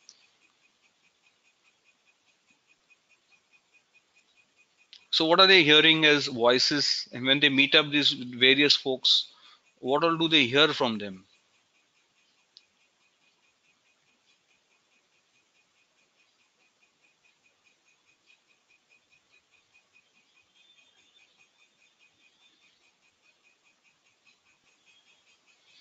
So you see, when they are talking to various folks, they are hearing that some people have seen that the shopping cart, when it was positioned outside the store, suddenly if there is a gust of wind, the shopping cart is moving with the wind, and it was clocked at a very high speed. Some person has even seen that going at very high speed on the road because it got caught with the wind. Then people find it very difficult to, for children, when they are having small children with them, how where to put them in the shopping cart. Normally we keep some small kid standing in the shopping cart. It's very dangerous. Their fingers may get inside that grid, or they may fall out from there and topple, and there's a lot of these injuries that would really come because of that. So they realize all of these stuffs are there, and they again come back, and then they share. So what they are doing, if you look at that phase of design thinking, to understand the need and gain the insights, they are moving divergent, so they are moving outwards, and they come with all of these insights, and then again come back to a internal group saying that, what is the concern areas that they have seen. So they say that, oh, these are the concern areas which are coming at the moment. Up to your any questions, then I will play the next part of the video, so you see how they go about in the next part in terms of designing this process. So how, as part of designers, they would frame the problem and then come up with solutions, and then what are the steps that they would really do as part of design thinking. Any questions still here?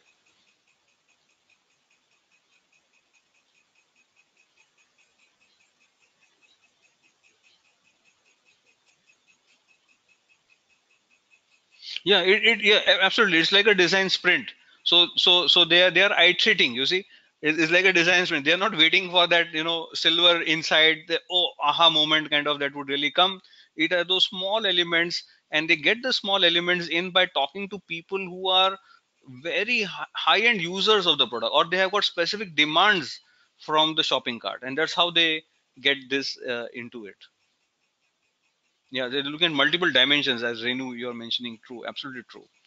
Okay, so I'll play the next part of the video, and you can now see how they go about now redesigning it in terms of the content. Just give me a moment.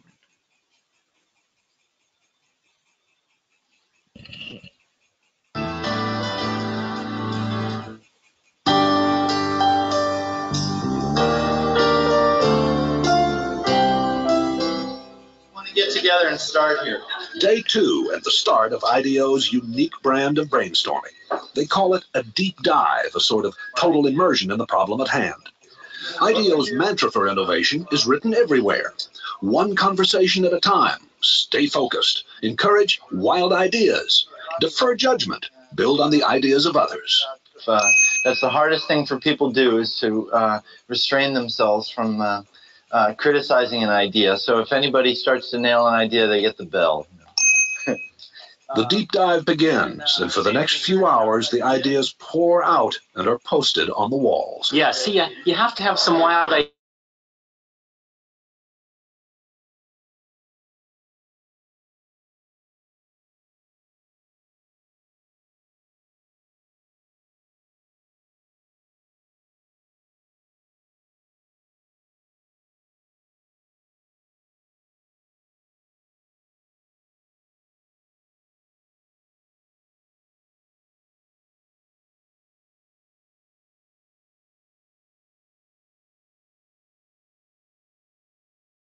Not with an idea that's cool, but with an idea that's cool and buildable.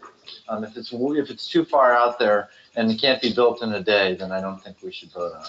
Why not have you be the judge? You're the boss. Because I'm going to be wrong. It's the team that's able to really judge what the best idea. Otherwise, ideas wouldn't come out. That's right. Enlightened trial and error succeeds over the planning of lone genius. Enlightened trial and error succeeds over the planning of the lone genius. If anything sums up IDEO's approach, that is it. That and the focused chaos that seems to go with it. I take a point of view. I call it the sport utility vehicle cart. It is noon.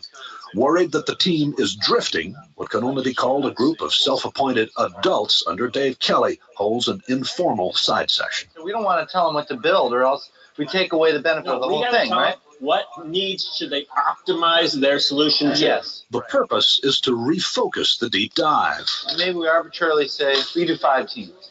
4 or 5 teams. 4 or 5. 4 or 5 teams, and we give each team a need area. Like it or not, the team is told it will split into groups to build mock-ups, covering 4 areas of concern that have been identified. Shopping, safety, checkout, and finding what you're looking for. I noticed that toward the end of the process, the adults took over. Yeah, that's because we have no choice but to stop that cycle. I mean, there's if you don't work under time constraints, you could never get anything done because it's a messy process and go on forever. While the team starts building prototypes, Dave Kelly takes me on a tour of the rest of IDEO. IDEO has such a reputation for innovation that client companies are increasingly asking Dave not just for new products, but also to remake their corporate cultures. You may be looking at the workplace of the future here. It's one thing to be able to do a product once in a while, but if you can build a culture and a process where you routinely come up with great ideas, that's what the companies really want. Okay, Peter, we're done. Back at the shop, it is 6 o'clock. The 4 mock-ups are ready for showing. Baskets also can be, if you think you will have more volume, baskets can be put in. A modular shopping cart you pile hand baskets onto. A high-tech cart that gets you through the traffic jam at checkout. That you could mount a scanner on the shopping cart so that you as the customer, as you pull it off the shelf, would scan each item. One that's built around child safety, and another that lets shoppers talk to the supermarket staff remotely. Yeah, where can I find the yogurt? But the adults, again, decide more work needs to be done before the mock-ups can be combined into one last prototype. Why don't we have all the carts come up here for a second? I think you take a piece of each one of these ideas and kind of back it off a little bit and then put it in the design. The design is still not there. But there's another motto at IDEO: fail often in order to succeed sooner. And some of the team will be up half the night trying to put together a design that finally does work.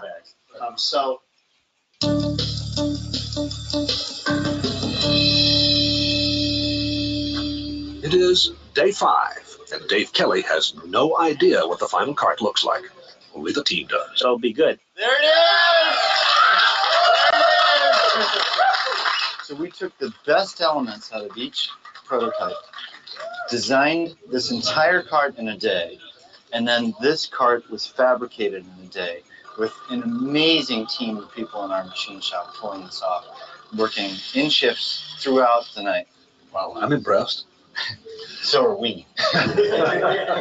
The cart, which is designed to cost about the same as today's carts, is different in every other way.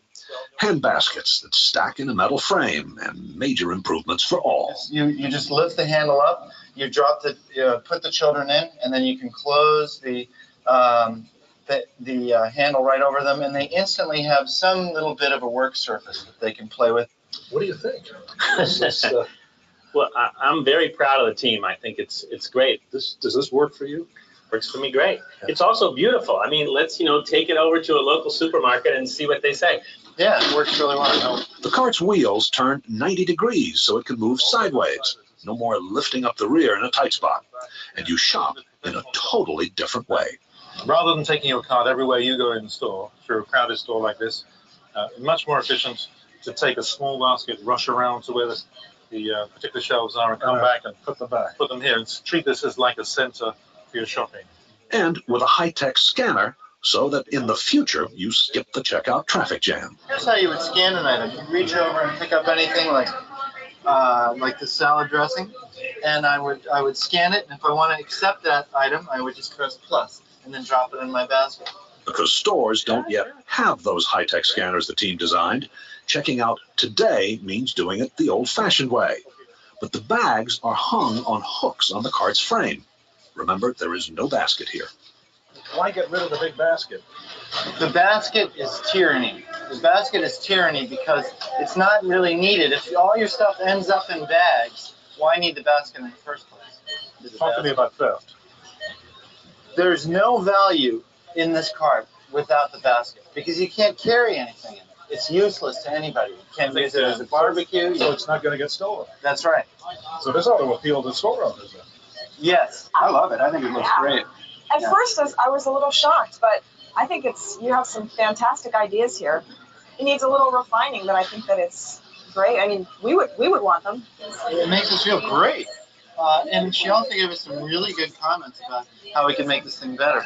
Just wherever you are, look around. The only thing that's not designed by somebody is nature. So the trees are not designed by us, but everything you see, every light fitting, every flower vase, every scale, every stand for fruit, everything is designed, has to go through this kind of process. And they can do a better or a better or worse job of innovating or improving, but everything is designed. It has to go through this process. It wasn't this effortless, oh my God, so that's how it works thing that I saw there. It was actually hard work. It's a lot of hard work. We all love it, so it doesn't look like it's hard work, but it's a lot of hours. A lot of hours. Also, an open mind, a boss who demands fresh ideas be quirky and clash with his, a belief that chaos can be constructive, and teamwork, a great deal of teamwork. And these are the recipe for how innovation takes place.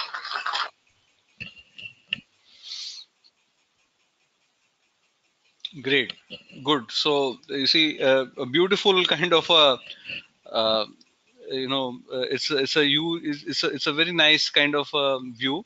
And if you look at here, um, how did they go about building up the product? So if you observe very carefully, they said that there are certain user needs, and they split into teams, and each team started creating some design using their own kind of understanding about the particular need. So one team was working on theft, the other team was working on how do we make it children friendly, there's another team working on how do we get electronics and to get help immediately, and how do we design so that I'm not taking the in rush, how do I take this overall shopping cart along with me, and that each team tried to design this.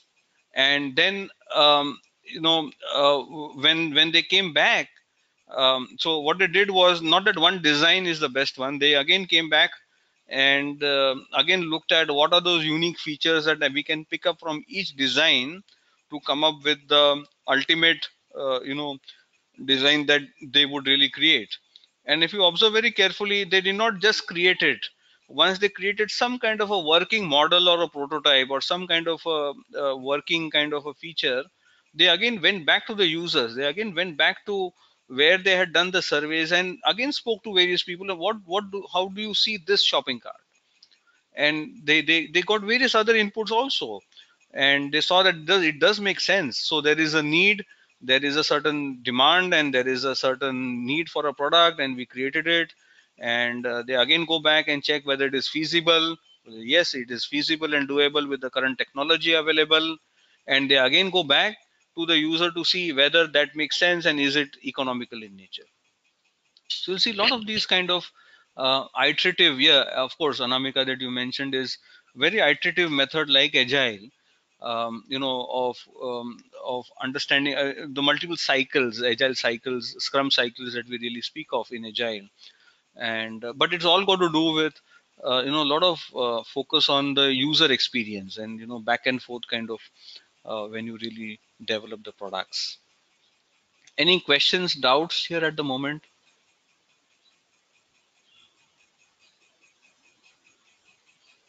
Yeah, I think Abhijit, the point you are making is valid.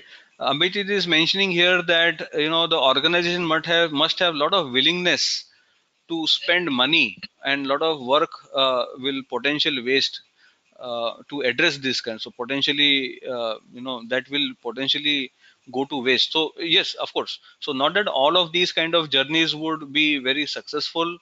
The As you rightly mentioned, Abhijit, that organization should be ready for failure also, because only then when you accept failure in when you design is when you can start becoming innovative. Unfortunately, in our organizations in the current state, everybody wants to have 99.5% confidence that whatever new that you bring will be successful. And if that is the kind of mindset that we are having and we encourage that element, of course we will not be innovative because everybody wants to be safe. So you will have this, and of course there are contradictions which are coming because of business need and others.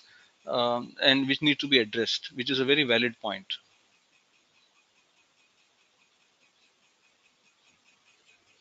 Any other comments, feedback that you have related to the IDEO webinar? Was it useful to you in terms of looking at, so essentially the same process, but you would duplicate it slightly in a different manner for a service design and for an offering. So was this useful to all of you? This video, was this useful to understand some basic phenomenon of? Yeah. Okay. Okay. Great. Great. Yeah. So essentially, to understand certain ethos thinking approach that people are using when they are working with design thinking. Excellent.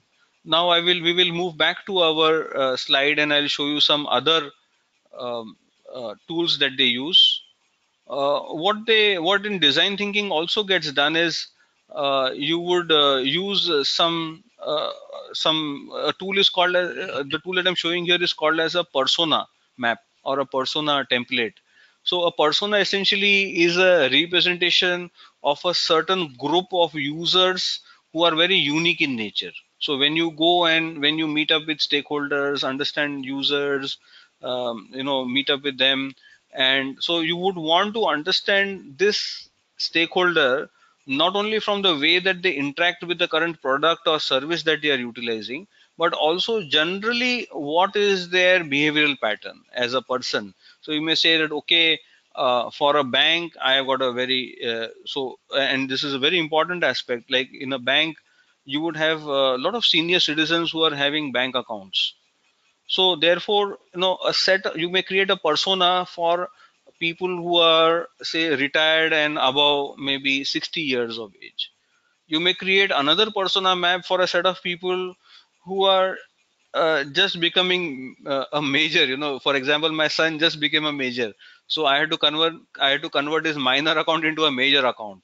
And now the experience that he will have with the bank becomes very important, whether he continues with that bank in future or not. So there are a set of people who are new users who are entering inside the go. So you'll have two different, and you will have your regular users who are in different age groups and trying to really build in. You may have a persona map for a set of people who are business users, who have got business and they have accounts with you and interacting, or people who are house loan they have taken and they have a different account. And for them, you would want to really figure up what is their persona in terms of what do they motivate. For example, if I am a bank and I want to create up services in my banking system for customers who are just entering into my bank, and they are new customers, like people who convert from minor to major, or just becoming majors. So for them, what becomes very important, the demographics is a age group. So it's just 18 years, education maybe just degree, they'll be unmarried, and then what are their goals. So they'll say goals would be some educational goals, they would be wanting to learn some investments, they would want to do a lot of online and understand that better. They could get some value addition if there are some courseware which are linked to the account. So when you're designing the product like a banking product for this kind of a customer group, you would really want to provide services, like education loans, decision help in guiding for universities, looking at how do you do online banking or investments, some classes, online classes for investments, so that people, or some get together for investment. So these are elements which will enhance the linkages between. So it's not only a bank account, because you want to link this person up, and therefore you would want to say that I would may provide a lot of other services along with my banking to enhance their motivation levels. So this is like a persona map. The other is also, when you do the need analysis, is what is known as an empathy map. Is how do you articulate your findings from the various survey into a visual. So a lot of visual tools get used in design thinking. So you write down whatever that you hear from the customer or end user or stakeholder, and put it on post-it note and put it here.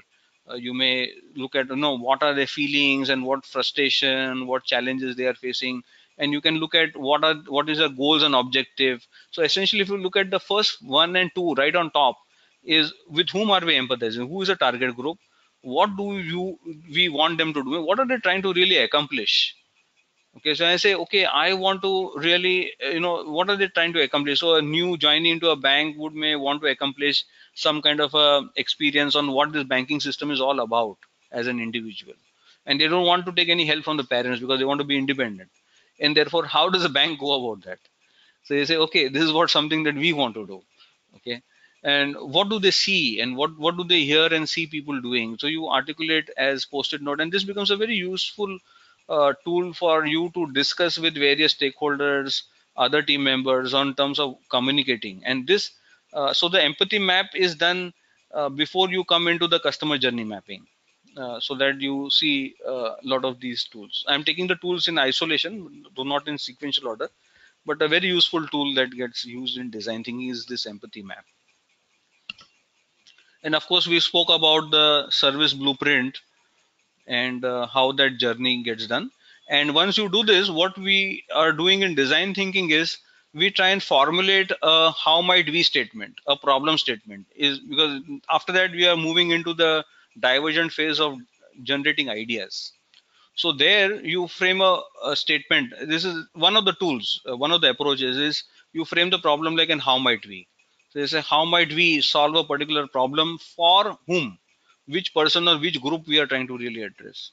So an example here on the left is, how might we provide a personalized experience for a senior retail store customer?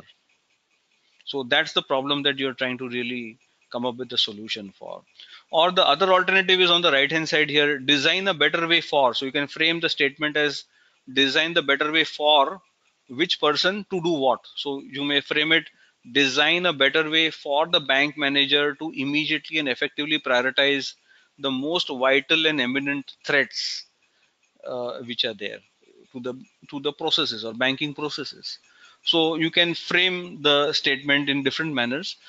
Usually in design thinking, this framing of the problem statement gets done at various phases within the entire journey, and it continues to undergo a refinement. Many a times, a problem that you may see earlier, say, how might we reduce the number of errors in the incident management processing for the incident manager? That could be the problem statement at the very beginning. But when you go and get the insights, you may realize the problem is not that. The problem is, how might we enhance the end user experience and make it a seamless activity so that no incidents ever get created, or there is no service breakages, or it is enhanced services we are able to provide. Now if that is so, then the transformation of the problem statement happens across the entire design thinking path, and it's not that it's a hard and fast that we should always have one statement only. So it gets refined. Okay. And subsequently, the next step that we come to is the ideation phase. So any questions still here that you would have? Quickly, I would like to take any questions.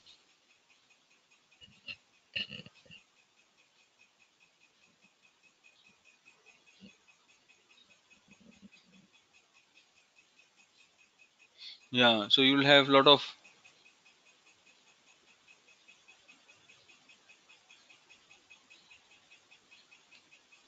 I'm just having a look at certain questions. Yeah, so it will help you to cater to different, um, age groups, customer groups.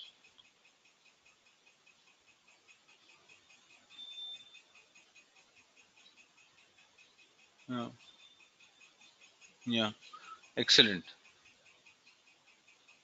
Yeah, so of course, you will have a record. You will, all of you will get a link onto this recording of this link webinar also. I'll be sharing with you so that you can access it, and maybe you can join up with some of your friends to really access this.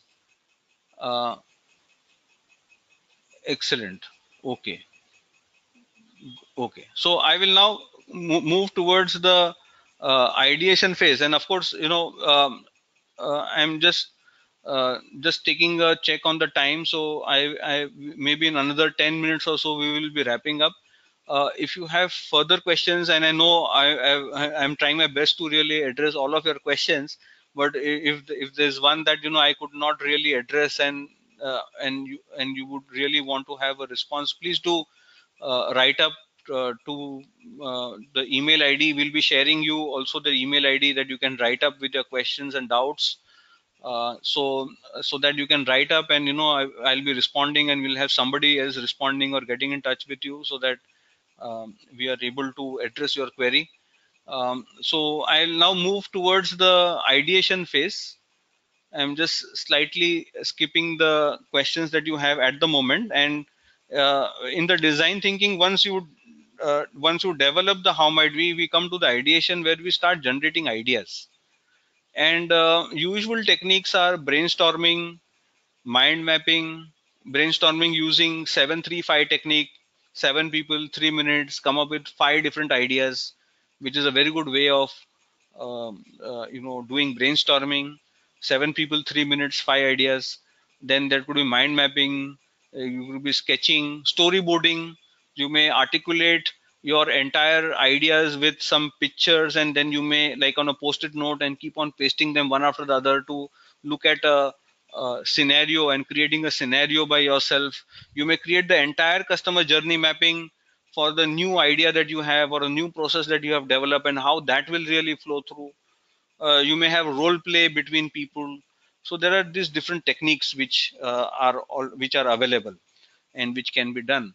But one of the challenges that we would face, and this is something that comes from I'm now looking at TRIZ as a innovation, and coming as innovation, sometimes very difficult to come up with a lot of innovative ideas. Of course, they are very useful, but it's very difficult to come with innovative ideas, primarily because our whole thought process when you do brainstorming and other techniques is generate a lot of ideas, and then try and decipher and identify that specific 1 or 2 ideas which are very useful. Now that becomes very, very difficult, and it's a very troublesome process, because how do you know actually that this is the right idea?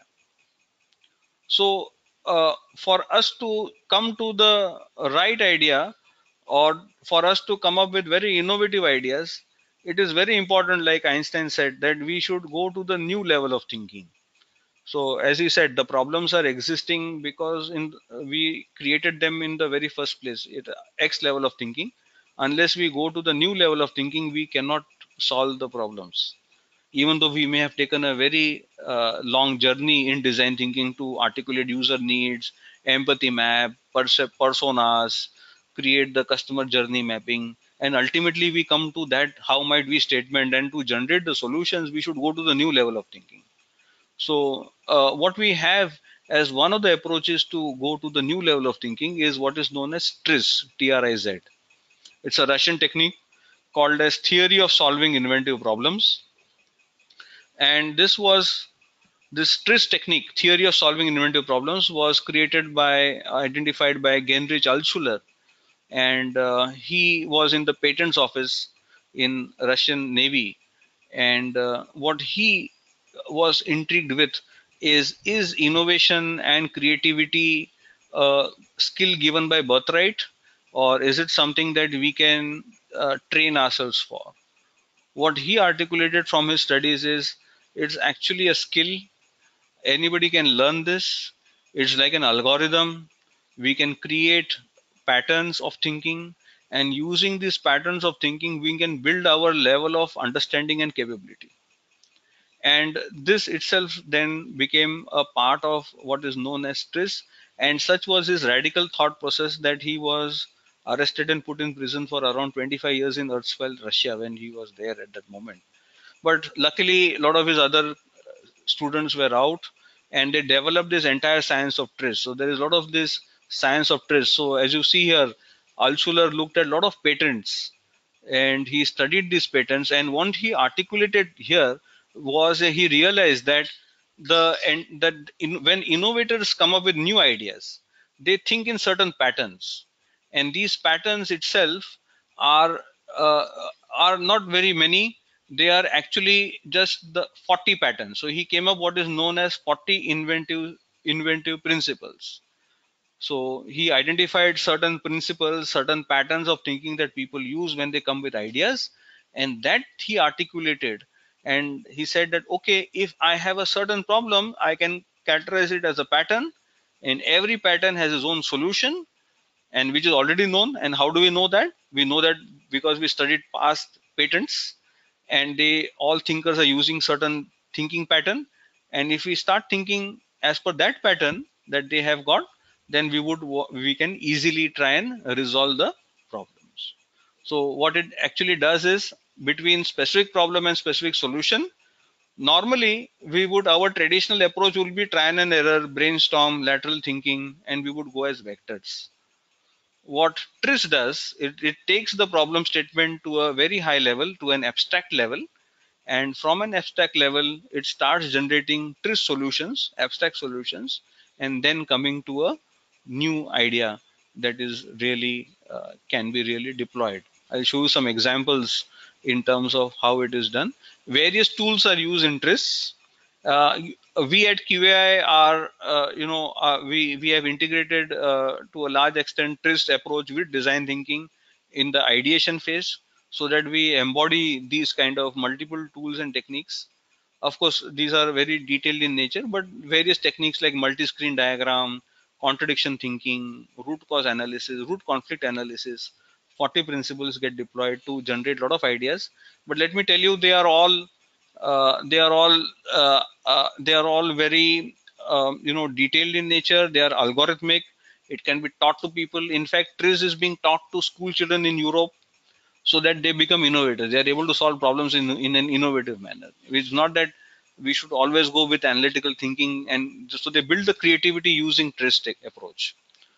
What is very key to the TRIS approach is contradiction, because when you do design thinking, what will really happen is you will be faced with contradiction. I have got a new idea. We can modify the tool in certain manner, but it is going to cost me money now. So just because it is now getting costly to deploy this change, I will not do the change. So therefore, there is a contradiction which prevents you from doing improvements. Or you may say, I may provide this application or access to the database to my end user, but there is a risk of data pilferage. How do I manage that? So accessibility versus risk. So you see, there's a lot of these contradictions, and one of the contradictions is here, right in front of you in the slide, that I want to build a car that is, say, bulletproof. So if we reinforce the car body to make it bulletproof, then the owner will feel safe because it is now protected, but the vehicle efficiency will drop. So what use of a vehicle that uses lot of diesel and petrol and does not take speed, yet it is bulletproof? Because it will become like a sitting duck. So therefore, you have these contradictions which come in, and TRIS looks at how do we break these contradictions, and they use various tools. Like this is one example I'm showing you of what is known as a root conflict analysis. So essentially, the problem, that space that we are trying to hit, which we defined as a how might we, is actually a mesh of multiple contradictions. If we understand the contradictions that exist, there are Altshuler's 40 principles which we can use to generate newer ideas, stronger ideas, innovative ideas to any problem at hand. Okay. And you may feel at the very beginning, maybe I got only one or two solutions, but when you use these techniques, you will find there are umpteen solutions that you can really get on the platter, and then you can prototype and go back to the market and go to the user, go to the end users, check with them, do the prototype, get their feedback, and again come back. So you'll see a lot of these contradictions. A simple example of a contradiction here. For example, one of the problems in software industry is effort estimation accuracy, low effort estimation accuracy. So the contradiction here is, one of the problems in that is there is no assessment or review of the current model that I'm using for doing estimation. So why am I not doing this review of the model? Because I have to. So if there is no assessment or review of the model, then what is useful that is happening? I spend less effort updating the model. But what's the harmful function? The estimation model itself is wrong. Or similarly, steps are not being followed rigidly in the estimation process. So if we do not follow the steps rigidly, then what's a useful function for people not to follow? It provides more flexibility for them, but it is resulting into improper project management. So you see, for every problem to exist, there's a contradiction. And TRIZ looks at this kind of approach, but of course not necessarily that you should be using only the TRIZ. You can do the brainstorm, you can use various other approaches for you to really think about uh, these kind of approach to generate new ideas. And so the point I'm trying to make is, please don't be under the impression that I have to again go back to brainstorming or mind mapping, some tools that we have already used to solve the how might we statement. There are approaches which are much advanced for you to articulate and come up with brilliant ideas for you to create and then go back and prototype. Okay.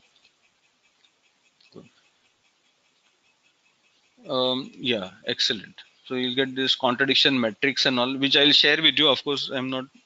So various organizations who have done TRIZ innovation for a long period of time, they find it very useful, and they find a lot of value in this element.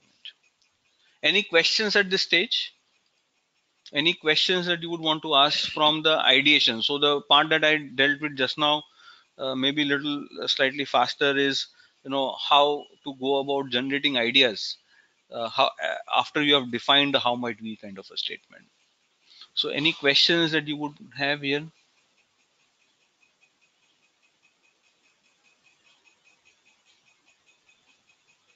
Yeah, this is like an influence diagram. Yes, Prasad, it's like similar to an influence diagram, but it more focuses on the positive and negative impact of us doing a certain activity.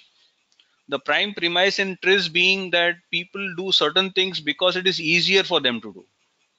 So therefore, if I find out what is so very good in doing a certain, for example, people know that there is e-banking and self-service portal and other entities. Why do they go to the branch and do the banking?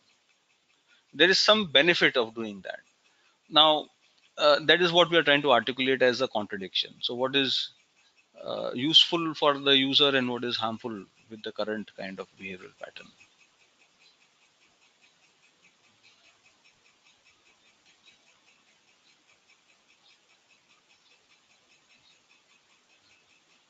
Yeah. So yes, Sham. So we are hard pressed for time, and ideas come when there is no pressure. So Sham, one of the approaches to use the TRIZ approach, as I was speaking here, is in the TRIZ approach, the solution set generation or coming up with ideas. Since it's an algorithm, it's a step-by-step kind of an approach, using certain very scientific and research elements which are placed, which are identified. It is much easier for you to come up with ideas even with time pressure. Uh, we are Time pressure will remain, but the problem is we don't come up with ideas because under time pressure we still use the techniques like brainstorming, mind mapping, and others, uh, which which is actually taking a lot of time consuming element, and therefore there is a problem. If we train ourselves for newer techniques, these techniques will really help you get ideas much faster, which are very strong. And after some time, no need for you to remember the 40 principles or even refer to it, because it becomes a way of life that you are really using it on a day-to-day basis.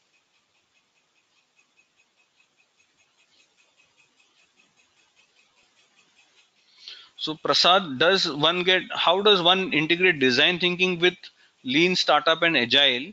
It's really confusing because they are so similar. Say yes. So if you look at, so Prasad, yeah, you are absolutely right.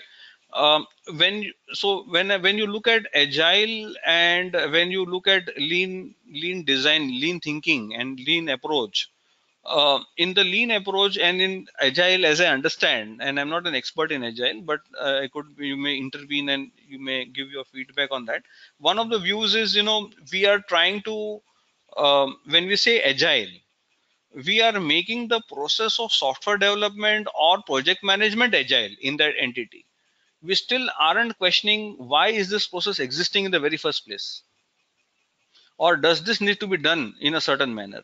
What is the need for the end customer? Now, if your objective is to streamline a particular process and you are happy with the process, then agile will do, no problem. But if your objective is, I want to transform this process and I want to come up with an absolutely new entity saying that, is this actually meeting my needs of my stakeholders? Now, in that condition, you can do a design thinking. Of course, you will continue to have a process which is following agile enterprise and transformations, but you are using it much earlier for you to articulate, to design what process should be designed so that it runs in an agile. So I have an agile methodology to run a process or to run a need and to run a certain requirement. But if the questioning is this requirement genuine? Is this what my end users want? And therefore design thinking starts off from there. And there you should be really open to changing the process also. But having redesigned the process, you may follow agile technique to manage the new process also. There's nothing wrong in that.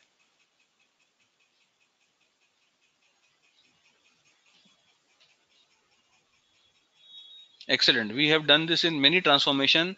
Ideation phase of enterprise agile transformation. Very nice. So you're using design thinking can be used in the ideation phase of enterprise agile transformation. Yes, excellent. Thanks, Vinod, for sharing. We have done many such transformations which integrate agile with design thinking much earlier in the ideation phase in terms of how to really design the process. Relation between design thinking and product management. Could you just elaborate, Mohammed, product management? So I'll just quickly take your questions maybe for the next 2 minutes, and then we will all folks, thanks for joining into the webinar. I hope you really enjoyed it. And of course you will get a link of this presentation so you can view this off, and you'll have a link where you can post your questions. I'm still around here for the next 4 or 5 minutes for you to any questions, and I'll keep on maybe responding to it. And but any which ways, thanks for joining, and for spending that time, and I hope it was very useful. I instead of a 1 hour typical session, we are doing it like a 3 hours, so that you get a deep dive into some of the tools, and we have a lot of thinking. Yeah, excellent. Thank you so much. So design thinking and product management. Mohammed, could you just please elaborate what is the articulation of product management, just for me to really understand, what is it in product management that you are trying to hint at? Product management, the discipline to validate ideas. Oh, okay. So yeah, of course. So design thinking, if the product management articulation is the validation of the ideas that you are having, product management becomes a subset of the entire design thinking framework. Because when you are doing when you are validating the ideas, validation of ideas comes in the prototype phase. That means once you have done your generation of the ideas, you may select your best ideas, and you may create a prototype of a product or of a service and go and test it to the users, and that becomes the final stage of design thinking. So but design thinking is not only that. Design thinking starts much earlier, from even questioning the need to meeting up stakeholders and then articulating the problem statement and ideation, and then come to the phase where we are doing prototyping,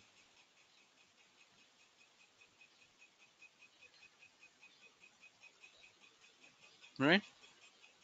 Excellent. Yeah, thanks everybody.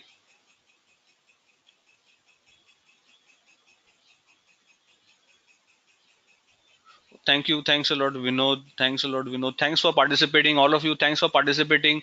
So there's a lot of conversation back and forth, your inputs, very valuable inputs that you have shared, and very useful for all of us to be getting together. And we hope to see you in some design sessions, and more of the webinars. We'll keep you informed about that also. Thanks a lot.